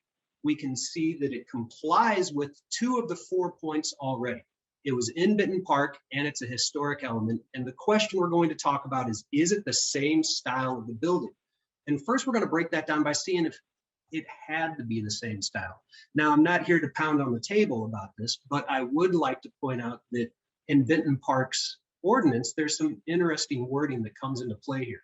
Do you mind hitting next for me? Thanks, Bethany. New features, and this is in the basic principles, this presupposes all of the individual guidelines. And I like this as an element to say, here's how we'd like to view each of these ordinances.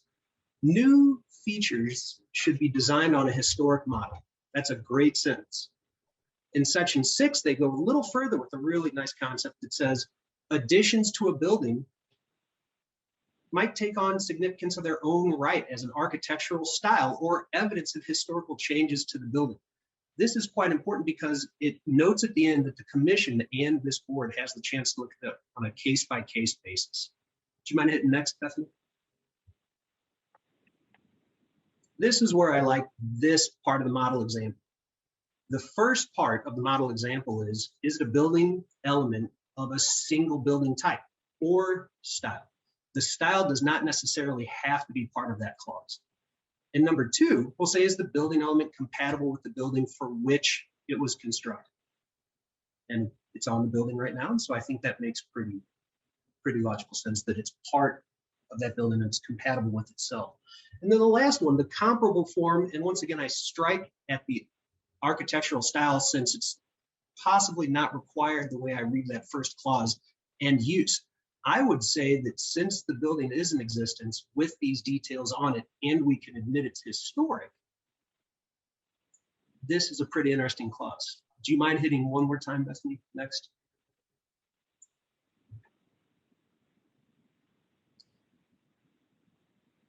Oh, we might have a little bit of a bugaboo there. Did that make it through? It's okay, guys. I had a little bit of slowdown on my internet and I couldn't tell quite what was going on. We need to go one more back through there. So back one slide, thank you. So the conclusion on this house, in my opinion, is quite straightforward. Right there on considerations and conclusions. When I read through these ordinances, it leads me to a particular set of findings, and they're somewhat straightforward. We evaluate this on a case-by-case basis because this is a slightly different look than what people might expect. And while Benton Park standards acknowledge that variations in designs can happen, we also need to think that it could already be part of the environment the door is going into. In this case, the architectural environment, whether it's this house or actually the doors just to the north of it on another house, are this style of door. And this third element is a point I'd like to make. No evidence has been discovered by or presented to the applicant that another door style was ever present. We don't know if anything was there, and so we don't necessarily want to add a detail back if we can't prove it was there. And so I conclude with the idea that the proposed model example, while it may not meet our preconceived notion of what this door might want to be by the CRO's typical reading, this still will be a historic door present on the same building and compatible with the architectural environment. And at that, I conclude my thought process and ask that you consider these concepts and overturn the staff denial for installing this new front door. Next slide, Bethany. Thank you, guys. Thank you. Commissioners, questions for the appellant? Bethany, has anybody signed up to speak? I have a question for the appellant. Hey, John, are the doors already purchased? No. Go ahead. Thank you. Bethany, has anybody signed up to speak? No. Commissioner Killeen, have you got a motion? I do not have a motion, Mr. Chairman. Commissioner Richardson, have you got a motion? I move that we overturn the staff's denial and allow the craftsman door. Is there a second? Second. What's your Discussion? reasoning, Commissioner? Dave, what are your thoughts on that? Why would we do that? Well, so when I look at the code, I mean, again, it just has to be 75 years. So we're probably on the cusp there. And again, buildings evolve over time. And so if that door has been there for a while, the one craftsman door, I don't see a problem with putting another craftsman door there. Okay, thank you. Further discussion? Hearing none, I'll call a roll. Alderman Coder, do you vote yes or no? I vote yes. Commissioner Weber, do you vote yes or no? Yes. Commissioner Richardson, do you vote yes or no? Yes. Commissioner Killeen, do you vote yes or no? Yes. Commissioner Hamilton, do you vote yes or no? Yes. Commissioner Robinson, do you vote yes or no? Yes. Commissioner Fackman, do you vote yes or no? Yes. Chair abstains. That is 1, 2, 3, 4, 5, 6, 7 yeses. No nos, 1 abstention. The motion carries. Thank you, commissioners. Thank you, commissioners. Okay, at this point, we lose Commissioner Killeen, but we move on to agenda item J.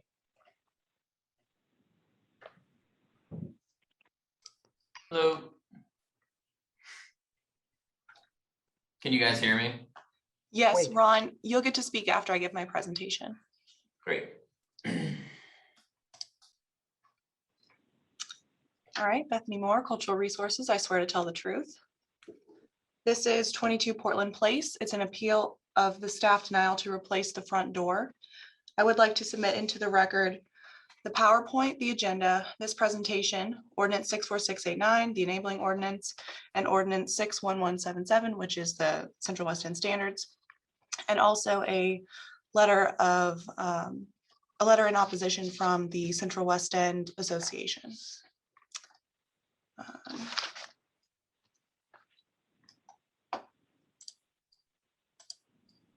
All right, here's the house's location on Portland Place. Here is a view of 22 Portland Place from the street. All right, here is a close-up of the door. So the door on the left is the existing historic door, and we do not have any evidence to prove that it is not the original door. As far as we can tell, it is the original door, and it's definitely a historic door. And then on the right, we have the proposal for the replacement door. It is a similar style, but as you can see, it does have glass panels instead of wood, and also a mail slot. I would just like to read a short section from the standards. The section doors says that original or historic doors, when visible, shall be preserved through in-kind repair and maintenance. And then also skipping further down, if original and historic doors have been removed or cannot be repaired, replacement doors will be wood and replicate the design and proportions of a historic door appropriate for the design of the building. Here, the project does not comply with the standards. The proposal to replace the historic door does not preserve the door through in-kind repair or maintenance, and the replacement door does not replicate the design of the historic door. We have also not been presented with any evidence that the historic door is in need of repair and cannot be repaired and maintained. The existing door is historic and visible from the street. While the design attempts to replicate the panels of the original door, the 4 upper panels are glazed, which results in a more contemporary appearance. The owner has not provided any evidence that the existing historic front door cannot be maintained. The Cultural Resources Office recommends that the Preservation Board uphold the denial of the application to replace the front door, as the work does not comply with the Central West End Local Historic District standards. And then I do have a letter from the Central West End Association to the board. Chairman Callow and members of the board, the purpose of this correspondence is to express support for the denial by the Cultural Resources Office of the proposed replacement of the historic front entry door at 22 Portland Place, and to recommend that the Preservation Board uphold that decision. This handsome dwelling was constructed in 1928 pursuant to plans drawn by the highly respected firm of LeBeaum and Klein. Louis LeBeaum was among the top tier of talented and prestigious designers working in St. Louis in the early 20th century, and the firm was responsible for the design of numerous houses in Portland Place. The primary entrance door is a character-defining feature of this residence and should not be altered. The Central West End Historic District standards are explicit in requiring that original historic doors on street visible elevations are to be preserved. And then he quotes the section of the standards and then says, accordingly, we urge the Preservation Board to uphold the decision of Crow and to deny this appeal. Thank you for your consideration. James Dwyer, Chair.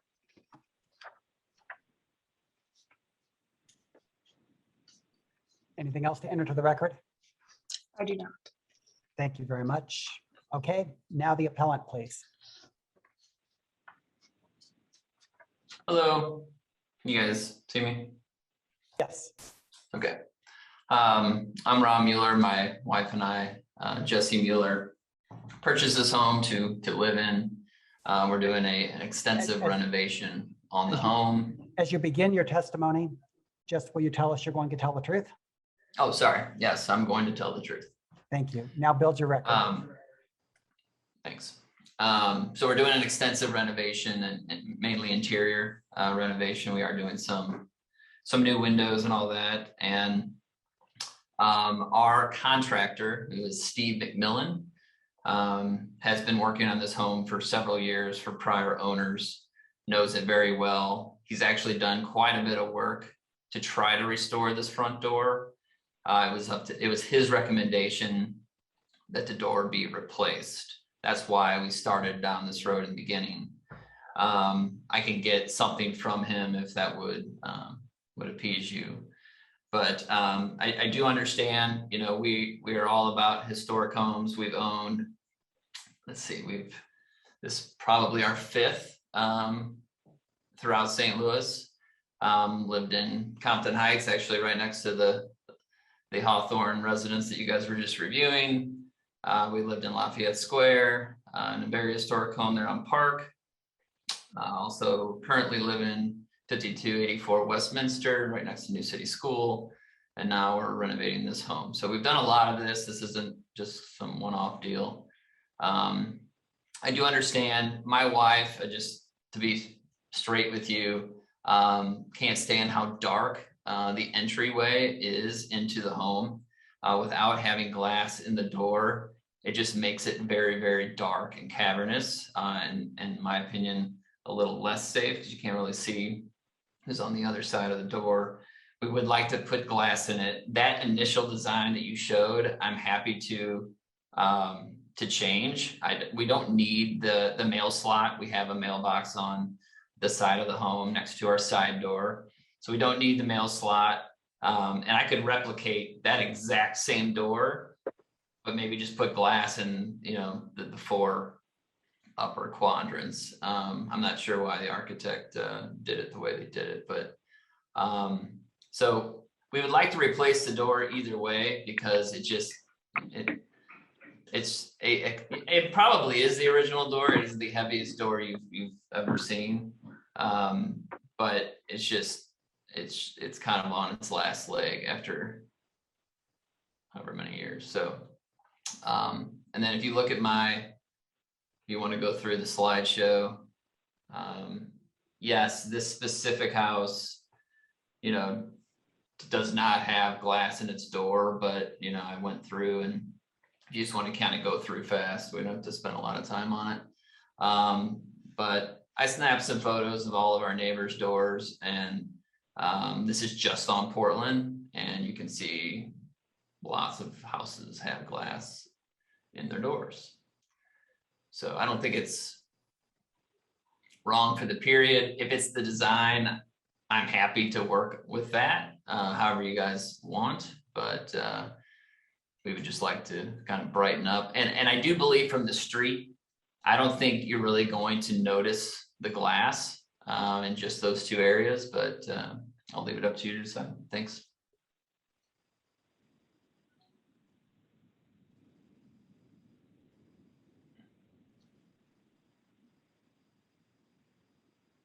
Questions, commissioners? Bethany, anybody here to speak? I do not have anyone signed up to speak. Okay. Can I ask Bethany a question? Who's speaking? David Weber. Yes. Thank you. Bethany. Yes. All those pictures that he showed us of doors with glass. Yes. Have they been replaced without coming before this body? Do you know? I do not know. A lot of those looked original, but I can't speak to all of them. But they would require a permit to be replaced and have to follow the same standards. So if somebody had one of those that currently had glass and wanted to replace, we theoretically wouldn't allow them to replace it in the same fashion. If they had glass, they could replicate their glass. They have to replicate the material. They have to, okay, I got it. Thank you. You're welcome. Commissioners, further questions? Commissioner Fathman, a motion? No, not at this time. Commissioner Robinson, a motion?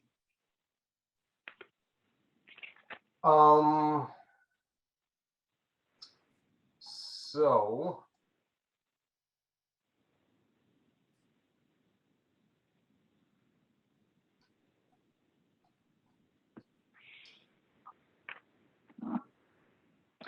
I move that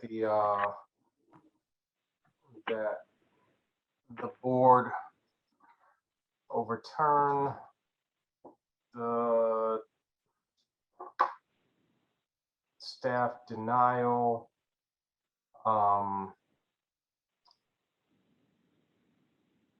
approve a door that exactly replicates the existing door with the glazing as shown in the new door presented, without the mail slot, and that the existing door be preserved and stored. Yeah, we can do that for sure. Motion's been made and seconded. Barb, did you get the motion? Yeah, I'll repeat it. I have a motion from Commissioner Robinson that the board overturn the staff's denial and approve a door that exactly replicates the existing door with glazing as shown, but without a mail slot, and that the existing door be preserved and stored. And I have a second of that motion from Tiffany Hamilton, but please speak up if that is not what was intended. That's the way I have it recorded. Yes. Excellent. Is there any discussion, commissioners? Chairman, it's Jack. I guess my question for Commissioner Robinson is, I agree. I'm in support of the motion and allowing the glazing. I guess I'm a little confused. Why are we preserving and storing this door that's apparently on its last legs, according to the applicant? Reading the appellant's body language, he agreed to store the door. Oh, okay. Do you want to disturb that? I will definitely store the door. No, I don't care. I hope you got a big basement. Did you see the house? That's a pretty big basement. I'm pretty sure based on Portland Place, it's got a big basement. And the reason for that is, while the applicant did mention it was on its last leg, I don't have photographs or anything that speaks to that. And so I think storing the door allows for a future owner, should they choose to reinstall that door. Excellent point. Thank you. That makes some sense to me as well. Commissioners, I'm going to call. More discussion, just point of order. If they were, Bethany, if the next owner. Commissioner Weber, Yes. What is your point of order? It's not a point of order. I'm sorry. It's discussion. Okay, proceed. Thank you. Bethany, if 10 years from now, another owner wanted to put the old door that's being stored and preserved in, would they have to come before this body? They would have to apply for a permit. They may not have to go before the preservation board, no. Okay, thank you. Welcome. Okay, commissioners, I'm going to call a roll. Commissioner Fathman, do you vote yes or no? Yes. Commissioner Robinson, do you vote yes or no? Yes. Commissioner Hamilton, do you vote yes or no? Yes. I'm sorry, say that again. Yes. Thank you. Commissioner Colleen, do you vote yes or no? Commissioner Richardson, do you vote yes or no? Yes. Commissioner Weber, do you vote yes or no? Yes. Alderman Codu, do you vote yes or no? Yes. Chair abstains. That's 6 yeses, 1 abstention. The motion carries. Thank you very much. So real quick, can I just make sure I'm on the same page? What do I need to do from here? So you're allowing the glass, it needs to be glazed. Is that what I heard? I just want to make sure I understand what I need to do. Go straight home, call the door company, get a door that looks just like the one that's there now, but with glass. When they install it, take the door that's currently there and store it in your basement. And do I no need to mail submit? Do I need to submit new plans with a permit, or how does that work? Yes, you do. Got it. All right, I'll get on that. No mail slot. No mail slot. You got it. Thank you, guys. Okay, commissioners, let's move on. Calling agenda item K.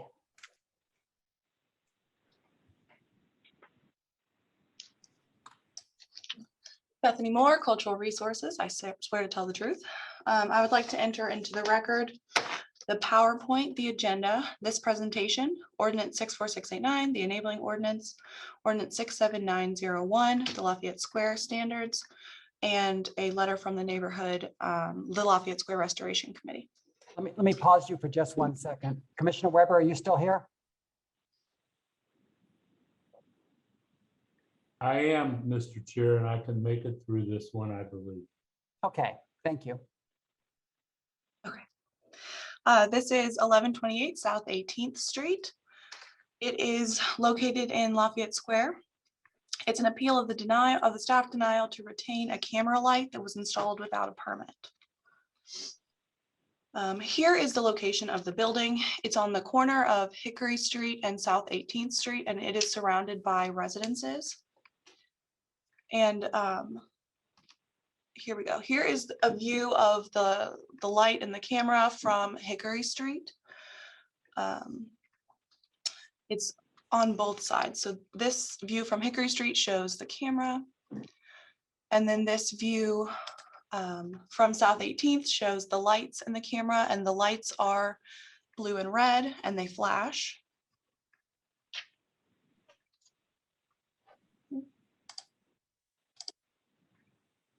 All right. So this was a complaint that was submitted to our office, and a violation letter was sent to the owner because it was put in without a permit and it does not meet standards. There was no response to the violation letter, so it was referred to court, at which time we did get in contact with the owner, and the owner applied for a permit, and the Cultural Resources Office denied it because it does not meet the standards, and they appealed it before the board. The standards for exterior lighting at public facades, which both of these facades are, both on South 18th and on Hickory Street, for exterior lighting is that exterior wall mounted lighting fixture shall be one of the following and shall be mounted no higher than the top of the entrance door. Number one, they must be based on a historic model example. Number two, a simple metal canister with a downward projecting light. The fixture shall be painted or anodized aluminum to match the adjacent wall color. Or three, a metal bracket with a clear glass globe with a clear bulb. The metal bracket shall be painted or anodized aluminum to match the adjacent wall color, weathered copper or oiled bronze. The globes shall be fitted to the metal base and be without an ornamental design. The light that was installed without a permit does not meet either of these three. It does not comply. There are two flashing red and blue lights and a large white metal arm with a camera at the end, neither of which are based on a model example. Given that 1128 South 18th is located in Lafayette Square Historic District, the camera and the lights were installed on two public facades, and the camera light does not meet the Historic District standards for exterior lighting, the Cultural Resources Office recommends that the Preservation Board uphold the denial of the application to retain the camera light installed without a permit, as the work does not comply with the Lafayette Square Local Historic District standards for exterior lighting. And then I do have a letter from the Neighborhood Association. The Development Committee of Lafayette Square is unanimously unsupportive of these blinking colored safety lights mounted on the primary public facade of 1128 South 18th Street, violating every count in the revised Lafayette Square Historic District standards concerning exterior lighting at the primary public facade. And then she goes on to state some more of the standards, which I just read. This situation has been allowed to continue for over a year with no resolution. These lights do not belong in a Victorian residential neighborhood. It is time for the owner to remove the lighting and donate the commercial lighting to another site. Sincerely, Suzanne Sessions of the Lafayette Square Restoration Committee. Questions for Bethany? Chairman. Bethany, yes, please. Sorry, go ahead, Chairman. I was only going to ask what historic example there would be of a camera light.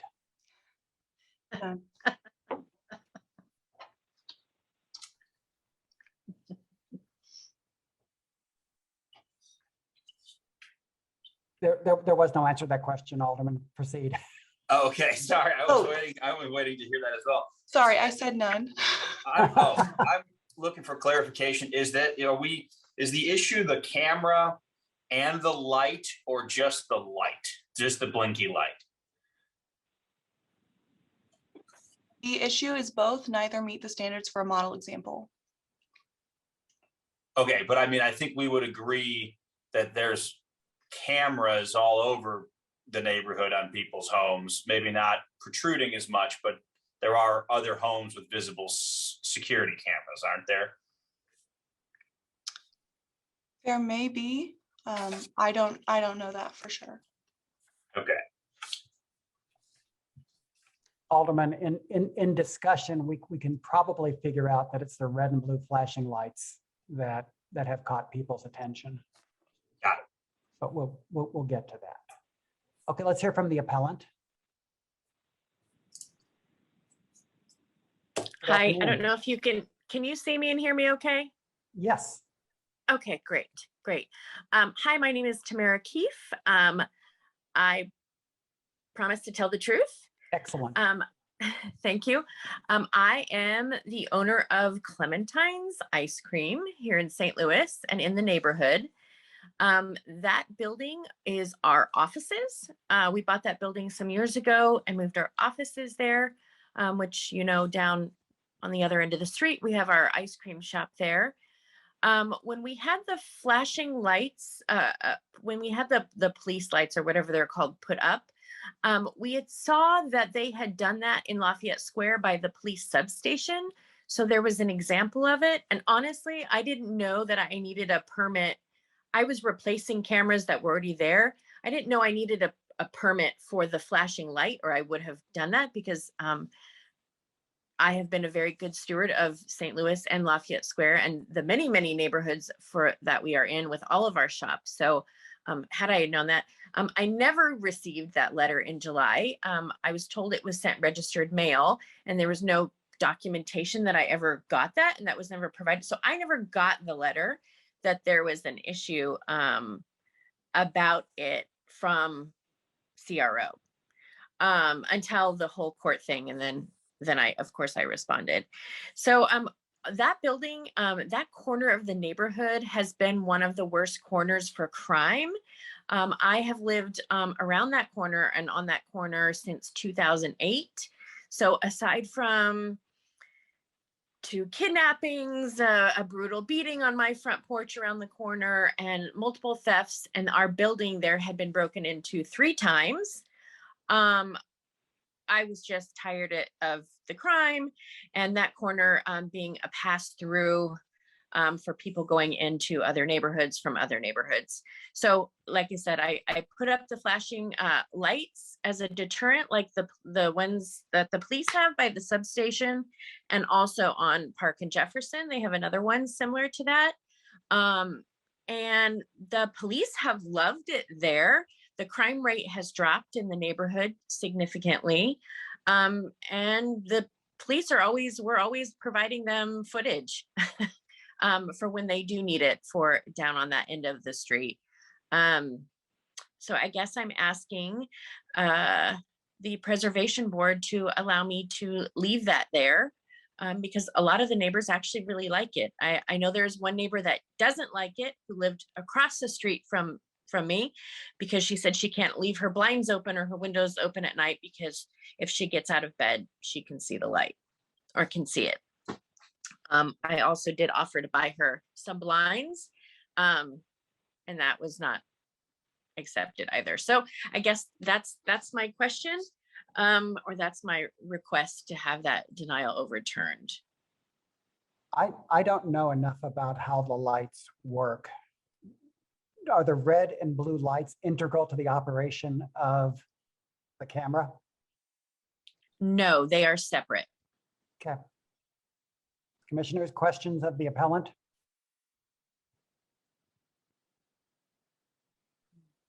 Yes. Have you investigated the possibility of a less visible type camera? That camera was chosen because it could get down the views. We could get down multiple different streets. And I don't think the camera is what they have the issue with, or the neighbor that has the issue. She has the issue with the blue and red light flashing. Right, but we also heard from staff that the pole and the camera doesn't meet the standards also. Am I correct, Bethany? Yes, both were placed without a permit. Okay. They were replacing lights that were replacing cameras that were already there. I didn't know I needed a permit if I was replacing something that was already there. And there are no historic standards for that I'm aware of for any kind of cameras and lights at all in the neighborhoods. And there are many, many cameras in the neighborhood. I think in most of the 19th century, they'd install a stool on the side of the building, and an artist would sit up there and do quick sketches of people who passed by. Commissioners, further questions of the appellant? Would you be willing to change the cameras? You may have to add more and get a permit. Because you may have to have several to get all the area that you want. That camera is the top of the line. It was about $30,000 to have that camera and that setup put in there on that corner. And I am still trying to survive and get through COVID with my business. So I would not have the financial resources to replace that camera. I would be open to removing the blue and red flashing light if that's what was decided, but I would not have the financial ability to replace those cameras right now. Thank you. Commissioners, further questions? Okay, that concludes the testimony in this matter. Commissioner Richardson, have you got a motion?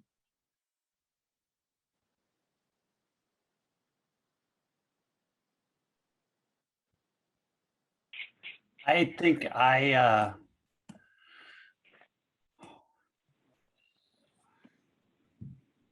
would uphold the staff's denial of the application to retain the red and blue lights, but overturn it with respect to the camera thingamabobber. Is there a second? Second. Is there any discussion? Hearing none, I'm going to call a roll. Commissioner Fathman, do you vote yes or no? Yes. Commissioner Robinson, do you vote yes or no? Yes. Commissioner Hamilton, do you vote yes or no? Yes. Commissioner Richardson, do you vote yes or no? Yes. Commissioner Weber, do you vote yes or no? No. Alderman Coder, do you vote yes or no? Yes.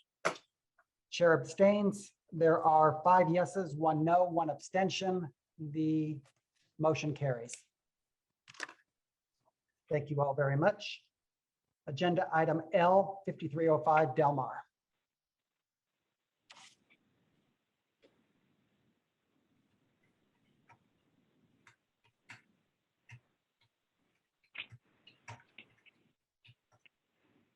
Agenda item L has been removed from the agenda. Agenda item M. Bethany Moore, Cultural Resources. I swear to tell the truth. This is 2012 South 12th Street. It is an appeal of the staff denial to replace the rear deck. I would like to enter into the record the PowerPoint, the agenda, the presentation, Ordinance 64689, the enabling ordinance, and Ordinance 57078, the Soulard neighborhood standards. Again, this is an appeal of the staff denial to replace the rear deck, and it is located in the Soulard Historic District. And here is its location on South 12th. As you can see, if you're facing the building, looking towards Allen, so to your left, there is a parking lot there. So the rear deck is visible from Allen because of that parking lot. It's also slightly visible from South 12th because it does extend a little bit past the building. Here is the existing rear steps, which you can see from South 12th Street, and that is a different configuration than what they are proposing now.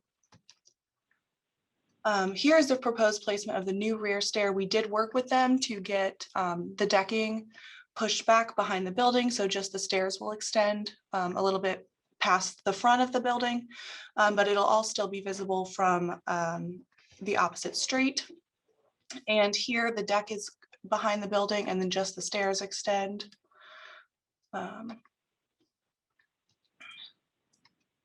So the applicant had proposed to use a composite material for the decking, which we said did meet the standards. The standards require a model example.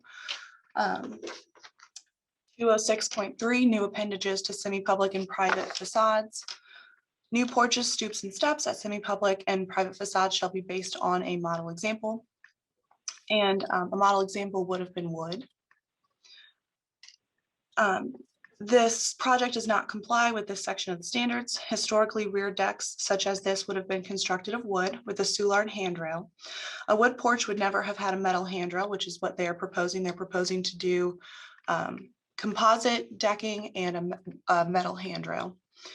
Composite is allowed as a substitute for wood under the standards. The stairs are located at the rear of a semi-public facade and are visible from the street due to the adjacent parking lot. The Soulard standards require that new porches, stoops, and steps shall be based on a model example, and no historic wood appendage would have been constructed with a metal handrail. Based on these preliminary findings, the Cultural Resources Office recommends that the Preservation Board uphold the denial of the application to replace the rear deck, as the handrail material does not comply with the Soulard Local Historic District standards. I would also like to note that we do not have an official letter from the Soulard Restoration Group, but I did have some correspondence with them, and they are in support of the wood handrail. Bethany, is there a special name given to that kind of handrail? Yes, it's a Soulard handrail. It's molded, and then the spindles sit in the bottom rail. Okay. Other questions for Bethany?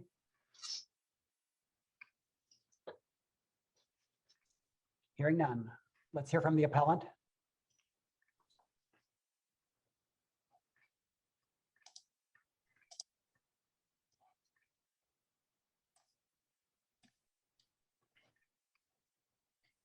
Bethany, is the appellant present?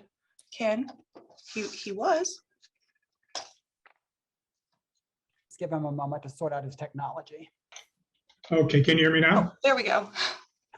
Good. You can't see me, but you can hear me. Okay. Yep. All right. Proceed. My name is Ken Burns. I'm the architect. I've been working for decades upon decades with Jim Holloran, and will your testimony be the truth? It is absolutely the truth. Proceed. I was the architect on the repeatedly over McGurk's over the years, their garden areas and the like, and so I have experience in the Soulard community. Our selection of the metal rail system was done with empathy towards the historic importance of the Soulard neighborhood. This railing provides a lower maintenance and longer lifespan than the typical performance of a wood rail system. Also notable in this particular system we are proposing using, it's been employed, prior employed in a couple examples in the Soulard district. The installation of this rail does not impact or permanently alter the existence of the masonry structure itself. And I'm attaching, well, we've attached examples of the rail for your review. I assume you've got the pictures of the different rails locations in Soulard. As far as the visual issue goes, I think a lot of the concerns there are abated by the distance this particular rail is removed from the sidewalk or the pedestrian view. I also want to note that one of the strong directives or direction we chose to took was that the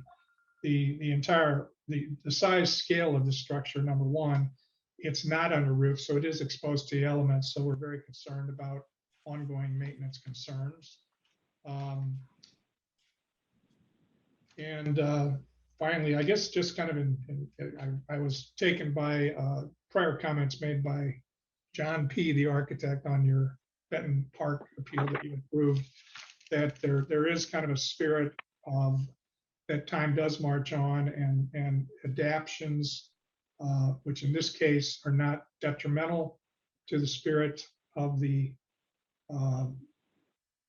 appearance of this building, might be abating and allow us to do what we're proposing to do. Let's see, I'm going through a whole memorabilia papers here as we speak, but I think that in a nutshell is pretty much our case. I do want to note that the reason for the shift in this thing is there's a power line, and again, this is documented in a photo we submitted to you that comes into what would be the southeast corner of the building, and I'm trying to keep this railing and this deck as remote as I can from that power line, which is what caused the shift to begin with. And also the rail terminates at a position that bisects and hits a brick pilaster between two windows, so I'm not slapping any poster or balusters in front of existing windows. I currently have the stair designed to meet current code, which would be for a resident, R3 resident. I understand that we're allowed to go a little steeper and a little narrower with a stair in Soulard based on commentary made by the building department. Right now, I'm electing not to do that because, again, the stair is the only access the second floor apartment has, and I don't want to make that situation any more precarious than it could be with in fact that it's not on the roof and it's not required to be on the roof. So I think that's kind of my prayer here for the board, and happy to answer any questions you have. Questions for the appellant?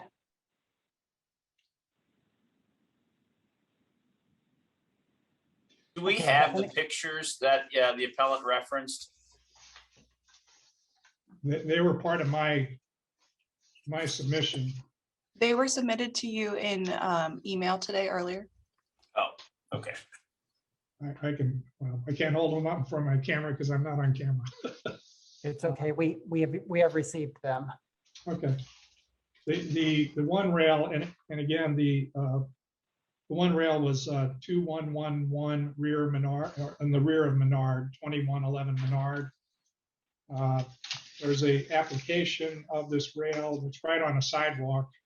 I don't have the address, but it's across the street from the school. I wish I could tell you the street. I don't know what it is, but it's literally right on the sidewalk. I think there's a school that Jim Halloran's daughter operates, and it's across the street from there, if you're familiar with that location.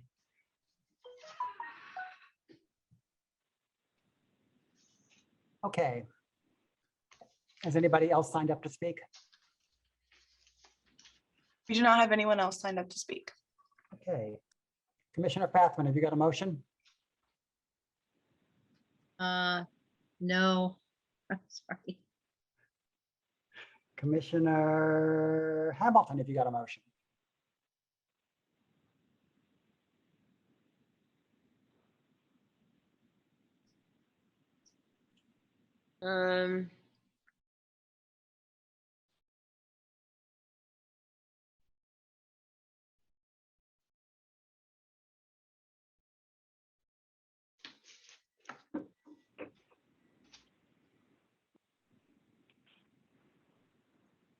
No, I don't know. Okay, Commissioner Robinson, have you got a motion? No. I see. Commissioner Richardson, have you got a motion? Yes, I move that the Preservation Board overturn the staff's denial of the application to replace the rear deck and allow the proposed metal handrail as requested by the applicant. Is there a second? I second. Motion made and seconded. Is there discussion, commissioners? It's a rear stairwell, and the Soulard handrail is much harder to maintain. And again, but for the fact that we had the vacant lots next door, this really wouldn't be an issue. Further discussion? Okay, hearing none. Alderman Coder, do you vote yes or no? Yes. Alderman Weber, you still here? Commissioner Richardson, do you vote yes or no? Yes. Commissioner Hamilton, do you vote yes or no? Yes. Commissioner Robinson, do you vote yes or no? Yes. Commissioner Fatman, do you vote yes or no? Yes. Chair abstains. That's 5 yeses, 1 abstention. The motion carries. Commissioner Fatman, I would have bet for sure that you were a proponent of the Soulard rail. Oh, listen, I've tried to maintain wooden decks up in Calhoun County and it's impossible. I mean, just whatever they can do to make it easier to maintain, because they're, you know, the maintenance was the main issue. And as Commissioner Richardson said, if it hadn't been there, that wouldn't have been an issue, you know, but I misjudged you. Your crankiness outweighed your sense of history. I know. Thank you, I think. Okay, let's do agenda item N, commissioners.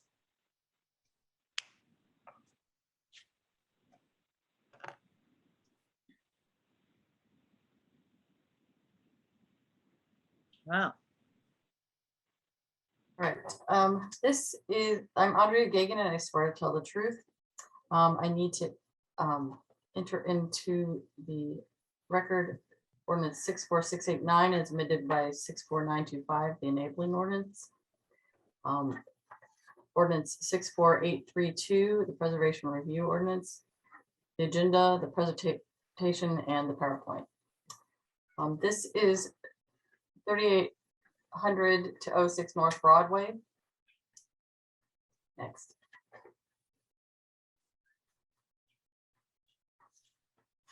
This is just a site plan showing the building location. And then the building is proposed for demolition. The building is merit structure for the different definition ordinance 64689. As building may have potential for individual listing on the National Register of Historic Places. The current owner, Performance Food Group Inc., acquired the property in 2013. They have stated that they have no use for the building and need the land to expand parking for their trucks. The Cultural Resources Office approved 2 demolitions to the north of the building on the same block as they were non-contributing buildings. The Performance Food Group's main building is directly across the street. These are just some additional shots of the front facade along Broadway. The Cultural Resources Office conducted an exterior and interior survey and determined the building to be sound per the definition of ordinance 64689. The exterior of the building showed some minor cracking, which had been previously repaired, and some areas in need of tuck pointing. There's a small section of the flat roof, which has collapsed into the basement, and there's evidence of water damage in other areas. The staff was able to reach most of the 2 stories and the basement. There is evidence of previous repairs to posts and beams, including the basement. And there in the basement, there appears to be some undermining of the posts, mainly due to water infiltration because of the roof collapse. The Cultural Resource Office denied the demolition application. Its building was returned to be a merit building in sound condition, and the owner has appealed the denial. Just going through next.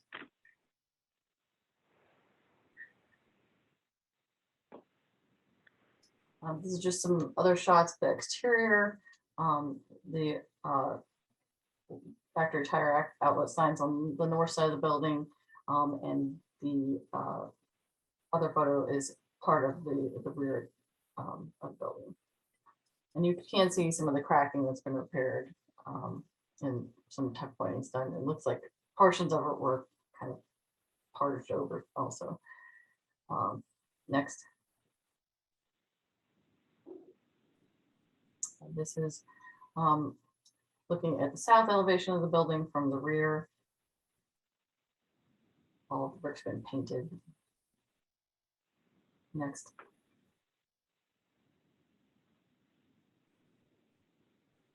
And this is just a shot of the rear of the building. Next. This is an aerial of the building taken in July of 2021, showing the area of collapse. Going through the criteria, the building is not in a redevelopment plan. We did consider to be merit structure. However, subsequent to the staff's evaluation of the building, the office received a structural engineer's report, which noted some of the same issues as observed by the staff and a few additional issues. The report stated that the building is in very poor condition due to years of neglect and outlives its useful service life.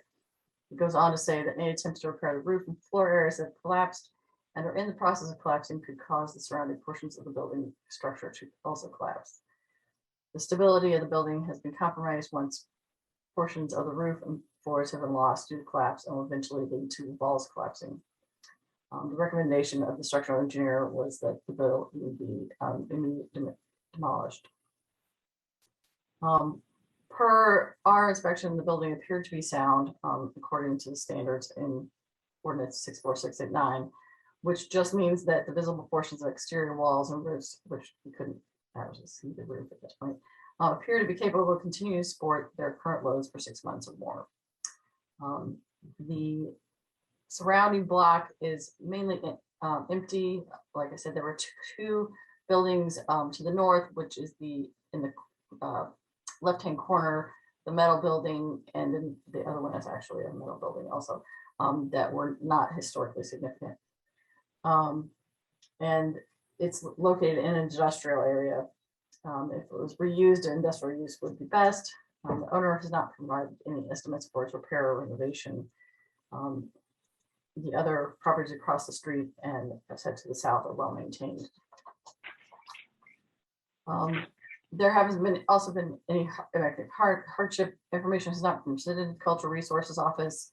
However, the owner's representative did state that the owner needs the lot for expansion of the parking and that there was limited space elsewhere to achieve that expansion.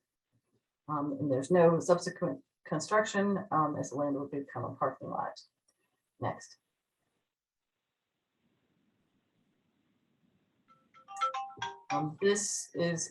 These are from my trip into the building.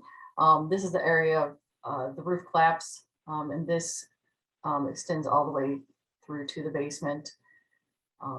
This is on the second floor. Next. These are some additional photos from the second floor. As you can see, there is some staining from water infiltration on the beams, and there's some damage to one of the skylights. Next.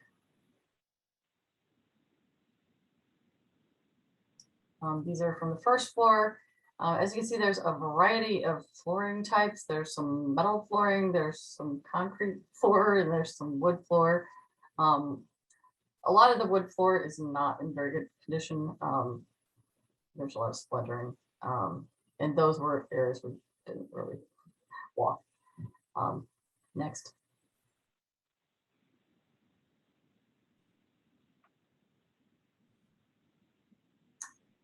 And this is really, I would say, the biggest concern. The photo on the left, you can see, if you look all the way down, you can see the area of the collapse where the daylight's coming through. The floor on that end of the building is very muddy. And it appears at some point that the posts were cut off and set onto concrete blocks, or they just basically pour concrete forms around them, it looks like. But some of these are being undermined by the water that's getting into the building and the mud's washing that out from it. So there's some of them appear to be undermined. It's not the majority of them, but there are some that are. Next.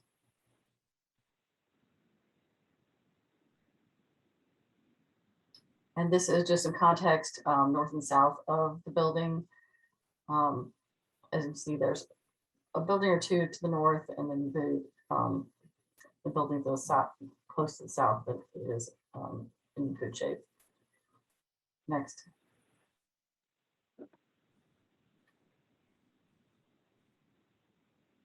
And this is the Performance Food Group's building across Broadway 3800 to 06 North Broadway is located in Preservation Review District. And the building is merit structure. However, the soundness of the building has been called into question by the structural engineer's report. The building is a warehouse and industrial area, and there would be apparent potential for reuse of the building. Proposed plan for the site after demolition is truck parking lot. Due to the structural engineer's report and some of the things that we observed, the Cultural Resources Office regretfully recommends that the Preservation Board overturn the denial of the application to demolish 3800 to 06 North Broadway as it is in a dangerous condition. Just for clarity, it's your testimony that this is a merit structure? Yes, we believe it is. It is associated with a couple of entities. It was in 1909, it was the Mechanics Planing Mill Company. And then later on, it was the Koenig Schlapp grocer company, who was a wholesale grocer and who was a very prominent wholesale grocer in St. Louis. Okay, and it is your testimony based upon a review of a structural engineer's report that the building is not in sound condition? Yes. Okay. Questions from commissioners?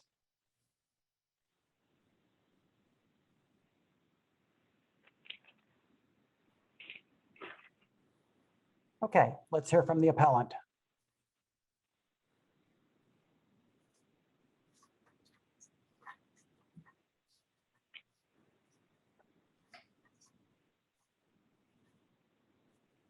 Appellant present.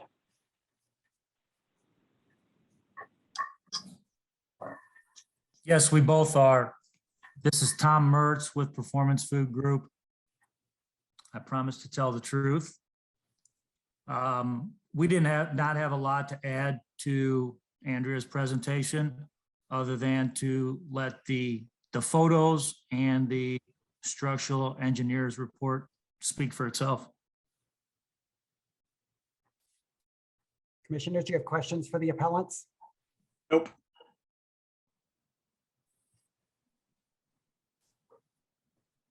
Bethany, has anybody signed up to speak? Yes, Andrew Weil. Mr. Weil, are you present? I'm present. Can you hear me? Yes, proceed. I agree with the staff assessment that this is a merit building. I also agree with their original assessment. There's a little bit of conflicting information. I heard staff attest that this was a building that is currently sound per the ordinance, but I also heard testimony from the staff that it was not sound. So I'm not quite sure where we stand on that, but I believe that the building is sound per the ordinance, and I can step back if you want to clarify that point. Ms. Gagan, again, is the building a merit building? Yes. Is the building sound under the definition of the ordinance? We don't, I mean, we are siding with the structural engineer's report, since while we originally thought it was sound, we were swayed by their report. So to answer Mr. Weil's question, is the testimony that the building is sound under the definition of the ordinance, or that it is not sound under the definition of the ordinance? It's not sound. Mr. Weil, did you hear that? I heard it, and I just want to point out that the paperwork that I was provided with, and that is the public record, does actually state that it is sound per the ordinance currently. So, noted. I think this is a really interesting and attractive building, and it's unfortunately an increasingly rare reminder of the architectural industrial heritage of the North Riverfront, an area that I think is going to be seeing increasing redevelopment interest and activity in coming years. And there is actually, to my knowledge, another North Riverfront National Register Historic District in the works currently, which is sort of in furtherance of this idea that this area actually will and can be redeveloped. So I really hate to see this building lost for another surface parking lot, yet another surface parking lot, especially fronting Broadway, where this impressive, if we could actually return to the elevation of the building in question, that would be helpful. Just to remind the commission that currently Metropolitan Sewer District is tearing down hundreds of buildings in North St. Louis, where this building is located, because of their consent decree and the issue with impermeable surfaces. And somehow the demolition of historic buildings in North St. Louis is supposed to rectify the issue of impermeable surfaces from a water retention standpoint.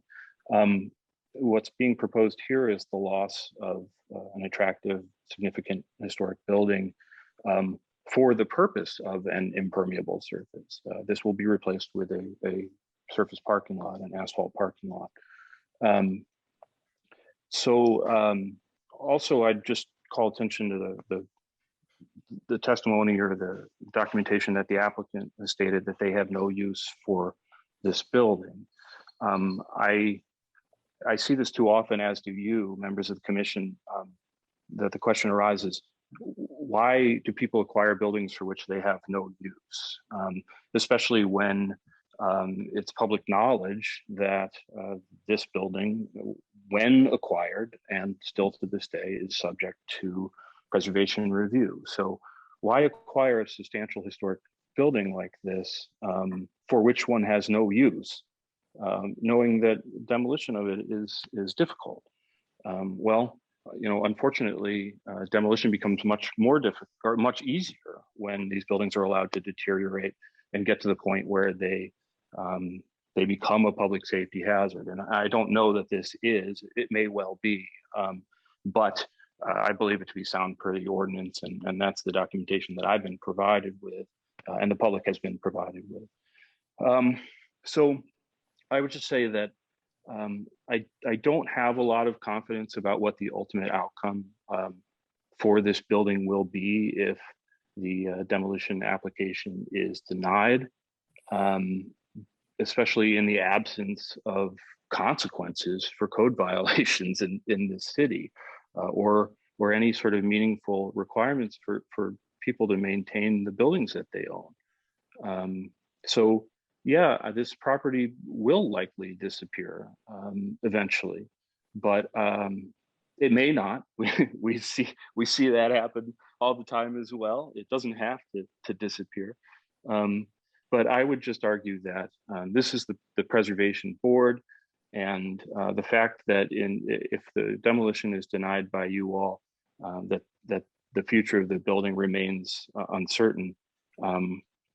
I would argue, though, that that reality doesn't mean that the preservation board needs to co-sign on this result. So I just wanted to just put some of that perspective in front of you, and I'm sure you'll do with it what you will. So thank you for hearing me. Thank you, Andrew. And I should say that I retroactively have told the truth. You're still under oath from the last time you testified. Okay. Bethany, has anybody else signed up to speak? There is not. Thank you. Commissioner Fathman, have you got a motion?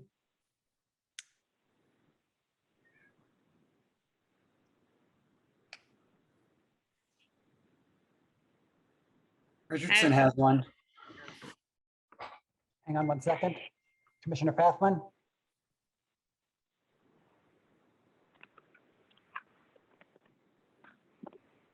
You're muted. You're muted if you're trying to make a motion. You're also muted if you're trying to tell me you don't have a motion.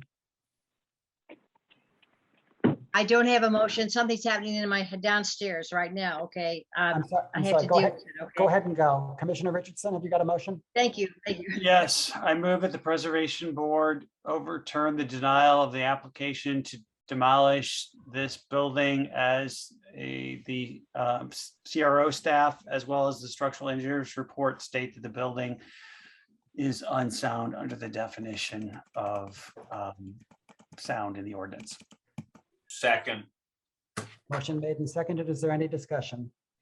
Yeah, I think just to address Mr. Weil, the ordinance is clear that it says that if it is obvious or that's obviously not sound, the application for demolition shall be approved except in unusual circumstances. So both CRO staff as well as the signed and sealed engineer's report says basically that the building's not sound. So under our ordinance, we are to allow the demolition of it unless there's some unusual circumstances that would counteract that. I understand that. Perhaps I've read the report that was provided or the agenda that was provided incorrectly, but my reading of the staff's report stated that they believe that the building, while they took the engineer's report into consideration and agreed with some of the findings, that they believe that it was sound per the ordinance. I may be mistaken there, but that's the way I read it. We're Real quickly, not I going to just have wanted this to. discussion during board. I just wanted to make sure that there is a quorum present now with the departure of Commissioner Fathman. I can see Commissioner Fathman on my screen. Can you? I cannot. Okay, I can. I will, in the course of calling a roll, also establish who's present and who's not. Okay, there's a motion on the floor that's been made and seconded. I am going to call a roll. Commissioner Fathman, do you vote yes or no? Muted. She is muted. Chairman, while she's muted, may I ask who made the second on the motion? Yes, I'm sorry. Barb, I made the second. Jack. Thank you. Thank you. Commissioner Robinson, do you vote yes or no? Yes. Commissioner Hamilton, do you vote yes or no? Yes. Commissioner Richardson, do you vote yes or no? Yes.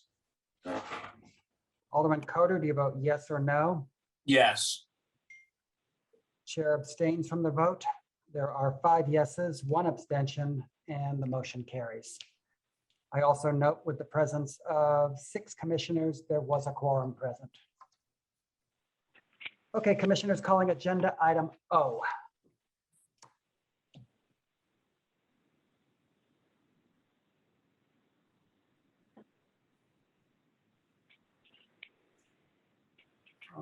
This is 1413 Dolman Street. I'm Andrea Dagan, and I swear to tell the truth. I need to enter into the record the enabling ordinance 64689 as amended by 64925, and the Lafayette Square Historic District Ordinance 69112 as amended by 70926. I also want to put into the record the letter from the Lafayette Square Restoration Committee, the agenda, the presentation, and the PowerPoint. Okay, this is building at 1413 Dolman. This application to construct a garage at the rear of the building.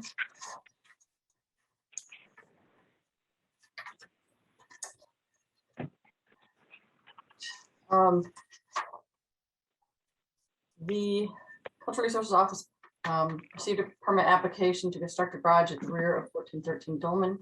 Garage will be visible from Park Avenue due to the large side yard and the parking lot adjacent to the north. It also will be visible from Dolman Street as you drive down, as it does front the side yard and is at close to the property line. Although next. As you can see from here, the garage is 18 by 30. It is nearly as wide as the lot. It's difficult to tell from this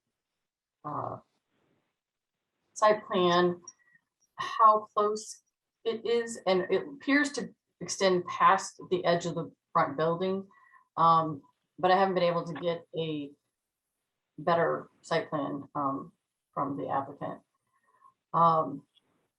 So while it does extend slightly past the main structure, it is positioned as close to that the arrangement as possible, being behind the garage, or sorry, behind the main building.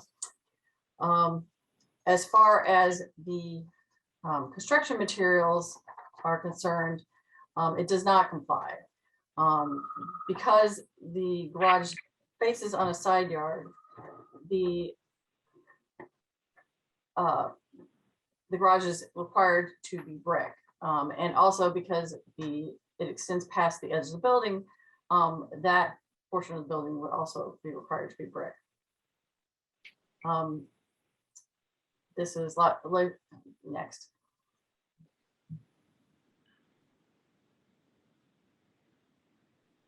This is just the proposed garage design. As you can see, it's a lot longer than a normal garage.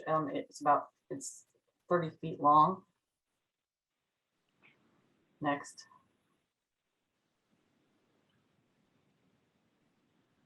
And this is the side yard at 1413 Dolman. The other building that you see back there is the garage that is behind the other portion of the building. Next.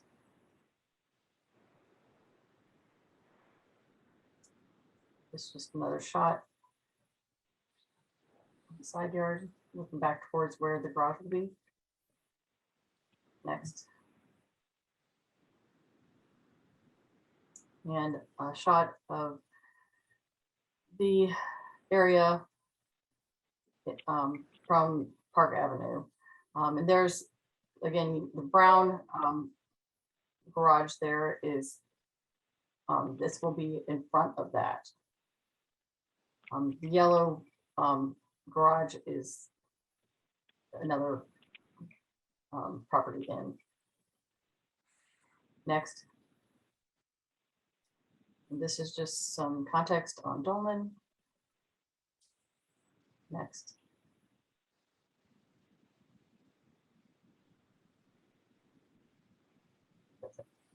Okay.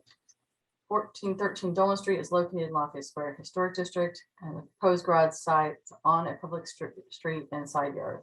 And the Historic District standards state that material for garages that side on a side yard or public street shall be brick. I have a letter of support for the staff's recommendation from the Lafayette Square Restoration Committee. The Cultural Resources Office recommends that the Preservation Board uphold the denial of the application to construct a garage as the material does not comply with the Lafayette Square Local Historic District standards for garages.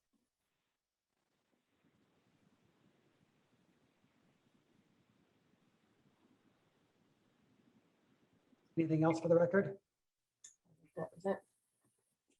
Questions from commissioners to staff? Chairman, Alderman Coder, I guess I got a question for Andrea. Good. I think, admittedly, I think I know the answer to my question, but from the picture we're looking at right now, the view from Park, the garage in the distance has vinyl siding, doesn't it? I believe so. I mean, it was constructed some time ago. Now, vinyl siding is not allowed in the historic district. Okay. My next question is, are we really, is this, I mean, are we considering Tamara's house a corner lot? I mean, it's basically the middle of that block, and then there's a empty lot and then a large parking lot. So is it really a corner? It's not really a corner, but it doesn't have to be a corner under the standards. It only has to be, it only has to be next to a side yard. So I want to make sure I understand the standards correctly. If this was a mid-block garage, would vinyl siding be allowed, or is it not allowed at all under the standards? It's not allowed at all. Okay. And they I don't know that they're proposing, I believe they're proposing cementitious, but the owner can speak to that better.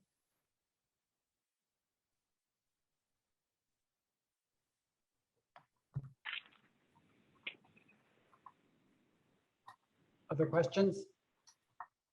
Other answers?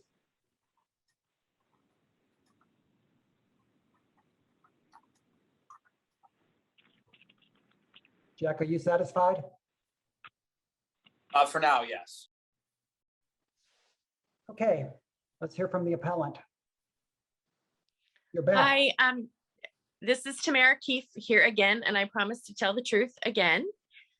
So what you are looking at is at my house, but I don't know if it was quite clear. There are 2 lots in between my house and the alley, and then the big double parking lot, and then Park Avenue. So I am trying to build a garage back there, and I am asking for the preservation board to overturn the denial due to financial hardship. So they are asked, the garage has been approved, the size, everything else has been approved. However, with them asking me to brick one side of that garage, it is an additional $17,000 to do that. And less than double that is the cost for the garage. So it's financially almost impossible for me to brick one side. Additionally, those 2 side lots will be put up for sale as soon as, well, we're in the process of doing that. So those lots will be redeveloped and built on. So it will be a mid-block house that won't even be seen in the next couple of years.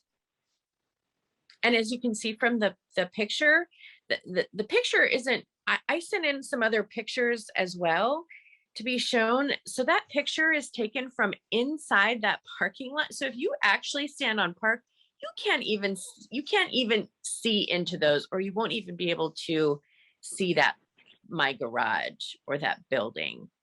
It just seems like a lot of money to pay to have it. It would just be too much of a hardship on me. Like I said, I'm just trying to keep a woman-owned business afloat in the city and keep our locations moving. And that's an unreasonable amount of money to do that. And we're not requesting to put siding up. I'm requesting to put a very nice high-end material on there that the CRO already approved for the rest of it. It's not a panel, like it's a really nice product.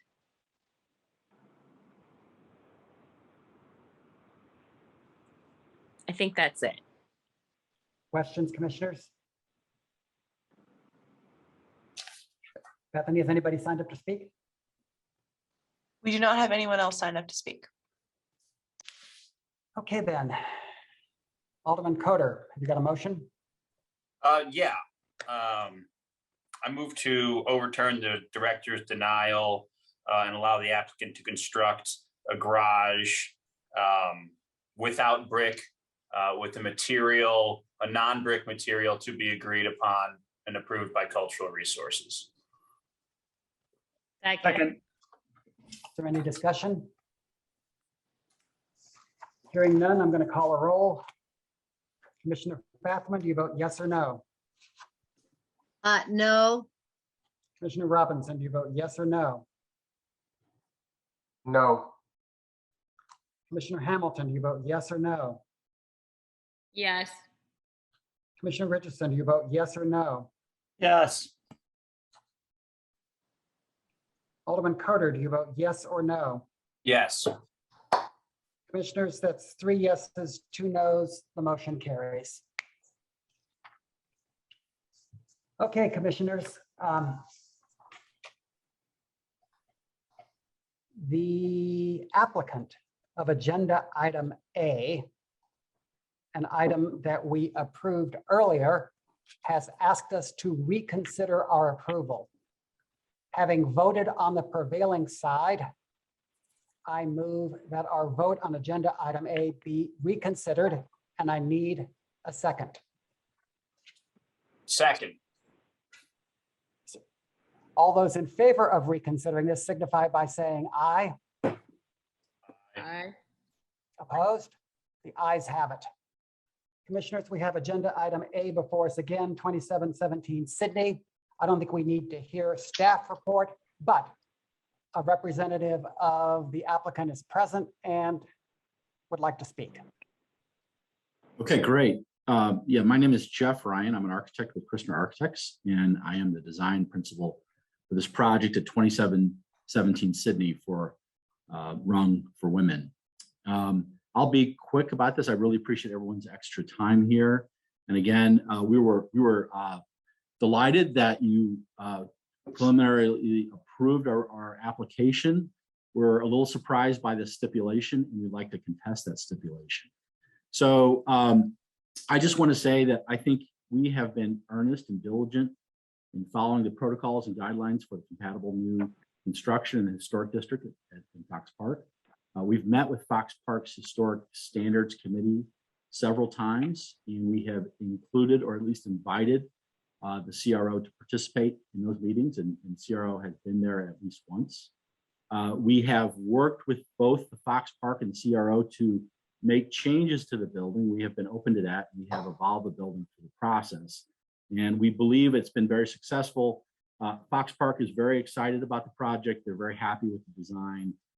And our client, very importantly, really likes the project and feels like it's meeting their needs. The project kind of by the letter does, we believe, meet all the compatibility requirements for the project. The ordinance allows, or the rules allow us to take an intentional exception. And that exception we have taken around fenestration. And on the corner of this building, you see a large window at the stair. And that's the exception we've chosen to take. And that is what the CRO has suggested is the stipulation, that we change that and get approval from them later on. Now, it's a little confusing to us because we feel like we're kind of following the rules here by declaring one exception. And we feel like we should have some latitude with that exception. Additionally, in the guidelines, it suggests very strongly that fenestration should reflect the interior activity of the building. And so we have a corner stair here. The stair is clearly, this window clearly maps to the stairs. You can see as evidence from the kind of sloping sill to the west, on the west side, and then of course, making a double height space for the whole stair itself. We also think that the stair adds great benefit to the Fox Park neighborhood, both in terms of adding activity on that corner, so adding movement of people up and down those stairs throughout the day, but also adding more eyes on the street, which we think will enhance the safety and security of the neighborhood itself. I can go through the whole design, but you can probably quickly see here, we've gone to great detail to kind of make a contemporary building that speaks very strongly to the existing Fox Brothers warehouse. The windows are really the same proportion as theirs. Well, too late to pass it. Sorry. And we've kind of worked very carefully making sure the proportions and the openings of the building are respectful, and we've even adjusted the plan a little bit so we can pull away from the corner and really expose the corner of the building and make sure it's really clear the kind of original domain of that original Fox Brothers building. So we're really asking that this committee allows us to take our exception without having to redesign that and get further approval.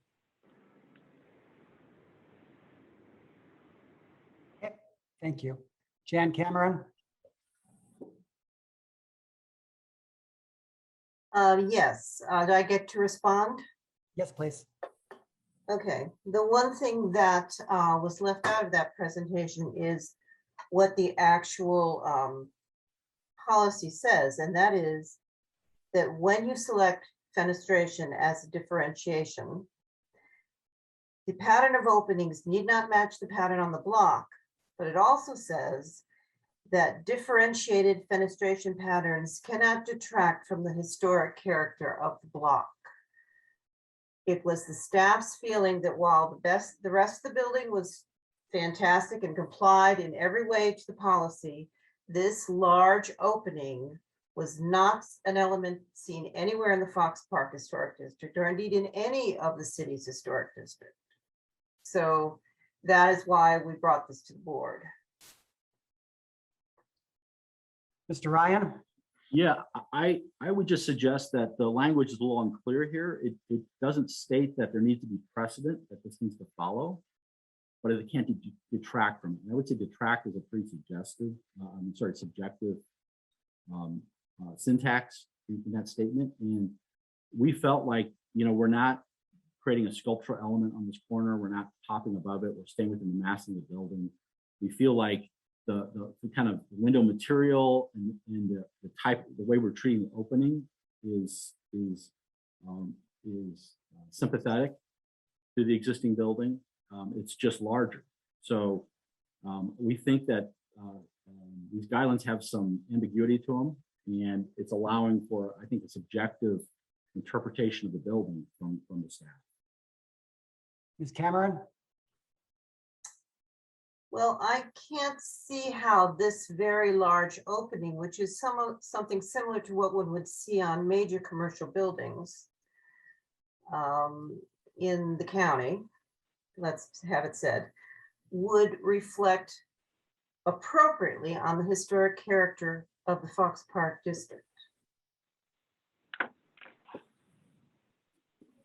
Commissioners, questions for either Mr. Ryan or Ms. Cameron? This is Commissioner Richardson. I have a question. So did the Fox Park Neighborhood Association weigh in on this design? They have sent a letter approving the design, yes. With the big windows? With the window as it's shown here. What the staff would like to see is not necessarily getting rid of the entire large opening, but to have some divisions in it to reduce its visual scale.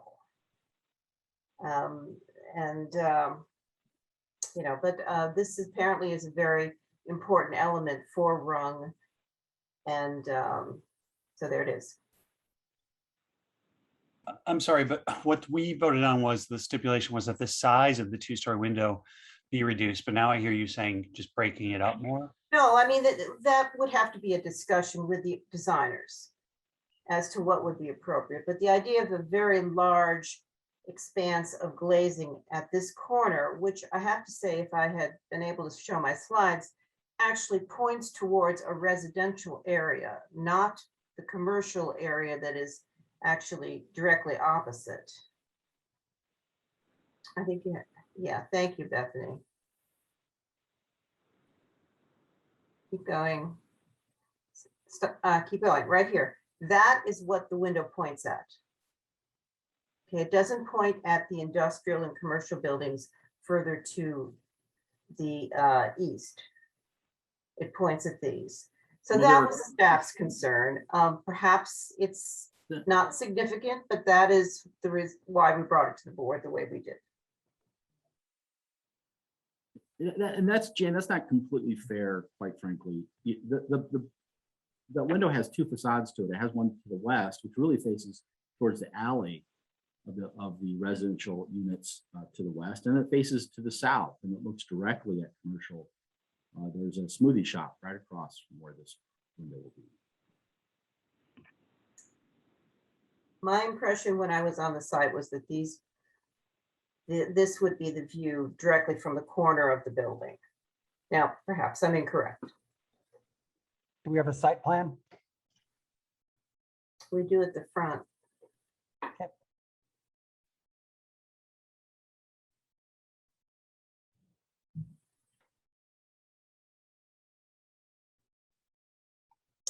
Keep going, Bethany, back to the geo map, because that would have the. See, you can't see my cursor. Yes, we but can. Yeah, we can see it. You're seeing Bethany's cursor, I think. Oh, Bethany, indicate the corner here. which is where, this will be the area of the, Yeah, at the end of Iowa. yeah. Yeah. And these are the No. smaller scale buildings over here. Yeah, the other corner, sorry, Bethany, it's to the west. Yeah. Yeah, our building, Bethany, just to be clear, in this site plan, our building's not shown. It's to the, yeah, it's Right it's not- there, yeah. It's right at the end of. Sorry Iowa. about that. I asked another question. It's not, I'm sorry, but it's not there. That's not, our building is located at the end of Iowa. It's not on the corner of our site. Just to be clear. And there are other, if you go back to the other site plan, we'll make it clear.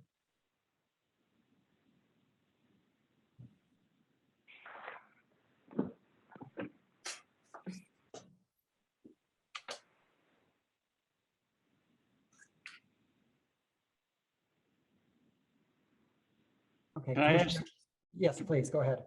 So I'm confused. So what we approved was that there's a stipulation that the size of the two-story window at the southwest corner be reduced and the condition that, with the condition that the final plans and exterior materials are reviewed and approved by the CRO office. So is the applicant now asking that they just get to build it exactly as they proposed and the staff doesn't get to review final plans and exterior materials, or what are we reconsidering, honestly?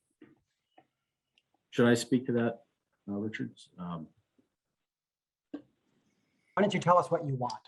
Yeah, so we've been through quite a long process with the neighborhood and involving CRO.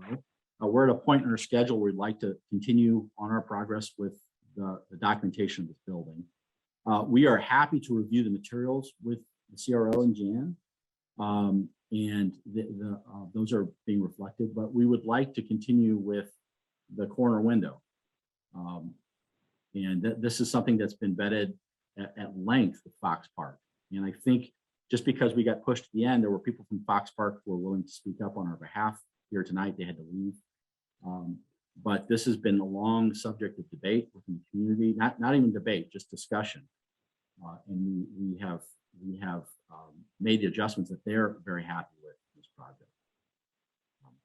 That's what we're asking. We're asking that to eliminate the stipulation. And part of this too is just understanding the kind of the rules here. And we felt like we were really following the rules to a T, and it's one exception would be allowed, that we had one exception in these guidelines. And that's where we chose to place our kind of focus at that stair.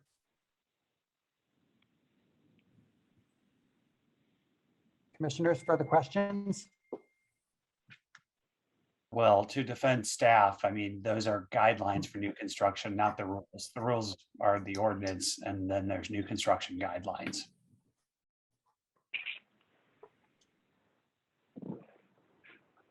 Further questions?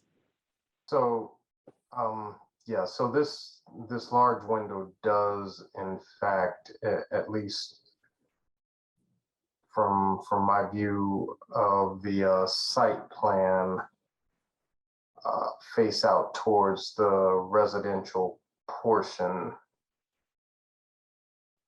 So we're looking at residences there. Is that correct, Mr. Ryan? So this window is a corner window, so it has a south face that faces the businesses along Sydney, and has a west face that faces the back of the houses on California. And also Okay. from the corner, it will then face those two houses that Jan showed us as well when you look to the corner. Right. So it'll have multiple views through the. Well, yeah, understandable, but the question was, it does in fact face the primarily residential portion of the area. Yeah, I would say if you took a perpendicular from the glass, most of it faces the back of the houses on California. So it in fact faces primarily the residential portion of the area. That is correct. Thank you. If you did it by percentages. Yes. Further questions from commissioners?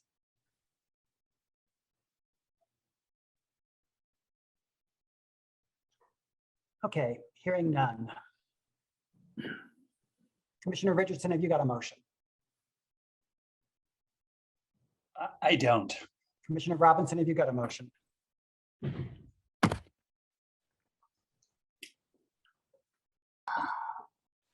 have a motion.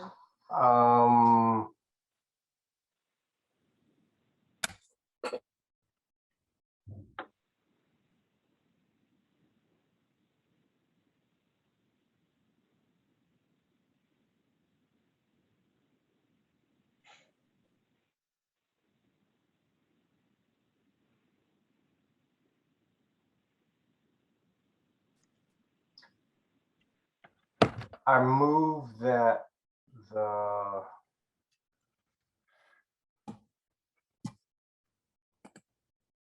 Preservation Board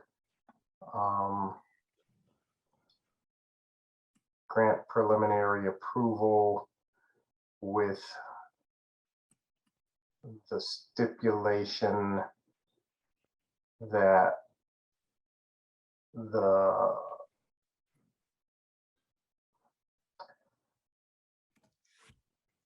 void to solid be redesigned. That does not, however, include reducing the overall size of the opening.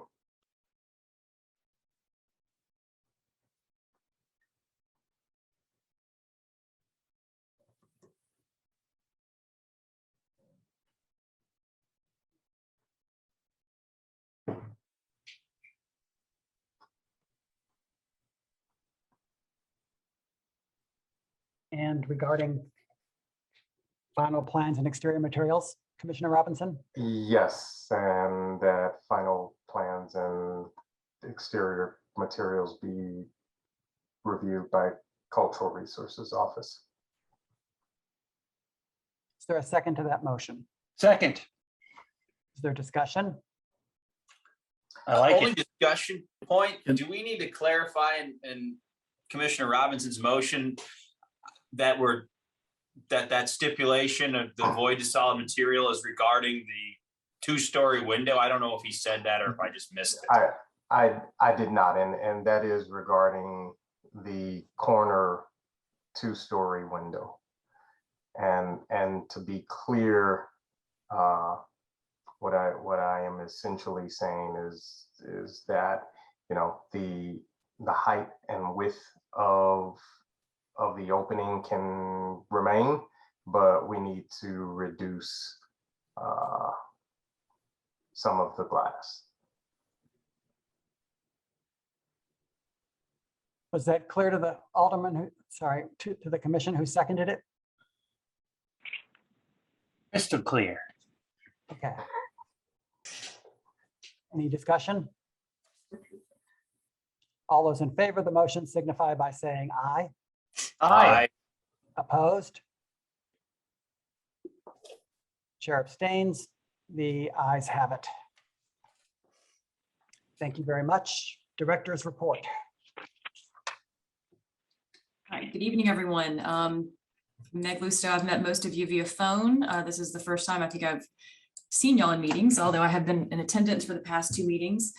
Thank you all for your participation, for your volunteering on this committee. And I know tonight has been an exceptionally long meeting, and I want to thank you all for your service. Today marks my 5th week of being here in this position, and I have to say it is everything I'd hoped for and more. We have such an incredible team here at Cultural Resources, dedicated preservation professionals who truly care about the built environment of St. Louis and who understand the inherent relationship between where we live and how we live. And I'm proud to work with these people and proud to serve you, the board, and the citizens of St. Louis. I have a lot to learn about the city. This is my first time living here. It's an incredible place. I keep finding wonderful new neighborhoods and commercial centers and nooks and crannies and parks. And I just am enamored of the city more every single day. But that also means that I have a lot to learn. Tonight's meeting has been extremely educational. There are a lot of lessons that I am taking to heart, and the staff and I will be working on improving ourselves so that we are presenting the best information possible to you and helping you make the best possible decisions. In the meantime, if there's anything that I or the staff can do to help you, to answer any questions, please don't hesitate to reach out to us. That's why we're here. And again, thank you, especially for tonight's long meeting. Oh, I do have one announcement, if I may. Either you make the announcement or I ask her. I have very bittersweet news to share with all of you. Bethany Moore, our dedicated preservation planner, has taken another job, and tomorrow is her last day with us. And even though I've only had the pleasure of working with her for a month, I know what a tremendous asset she has been, not just to the cultural resources team, but to the board and to the city of St. Louis in terms of preservation. So we wish her well. I mean, we're just going to miss her so much. It's very hard to wish her well without being a little bit selfish and wishing she would stay, but it's a wonderful opportunity for her. And I know you join me in wishing her the very best. And Bethany, if you want to say anything. I would like to say thank you. I've really appreciated working with this board. I've enjoyed all of you, and working with my coworkers and staff. I've had a great 3 years here with the city. Thank you. It was actually Tiffany Hamilton that made you move, isn't it? No, no, but don't worry. You don't have to worry about calling me Tiffany now.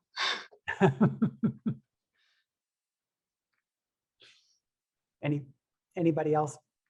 Bethany, thank you very much. Thank you. Meg, welcome. Commissioners, thank you for your patience. It was a long meeting. We got a lot of work done. Do I hear a motion to adjourn? So moved. Hear any objection? Commissioners, we stand adjourned. Thank you very much.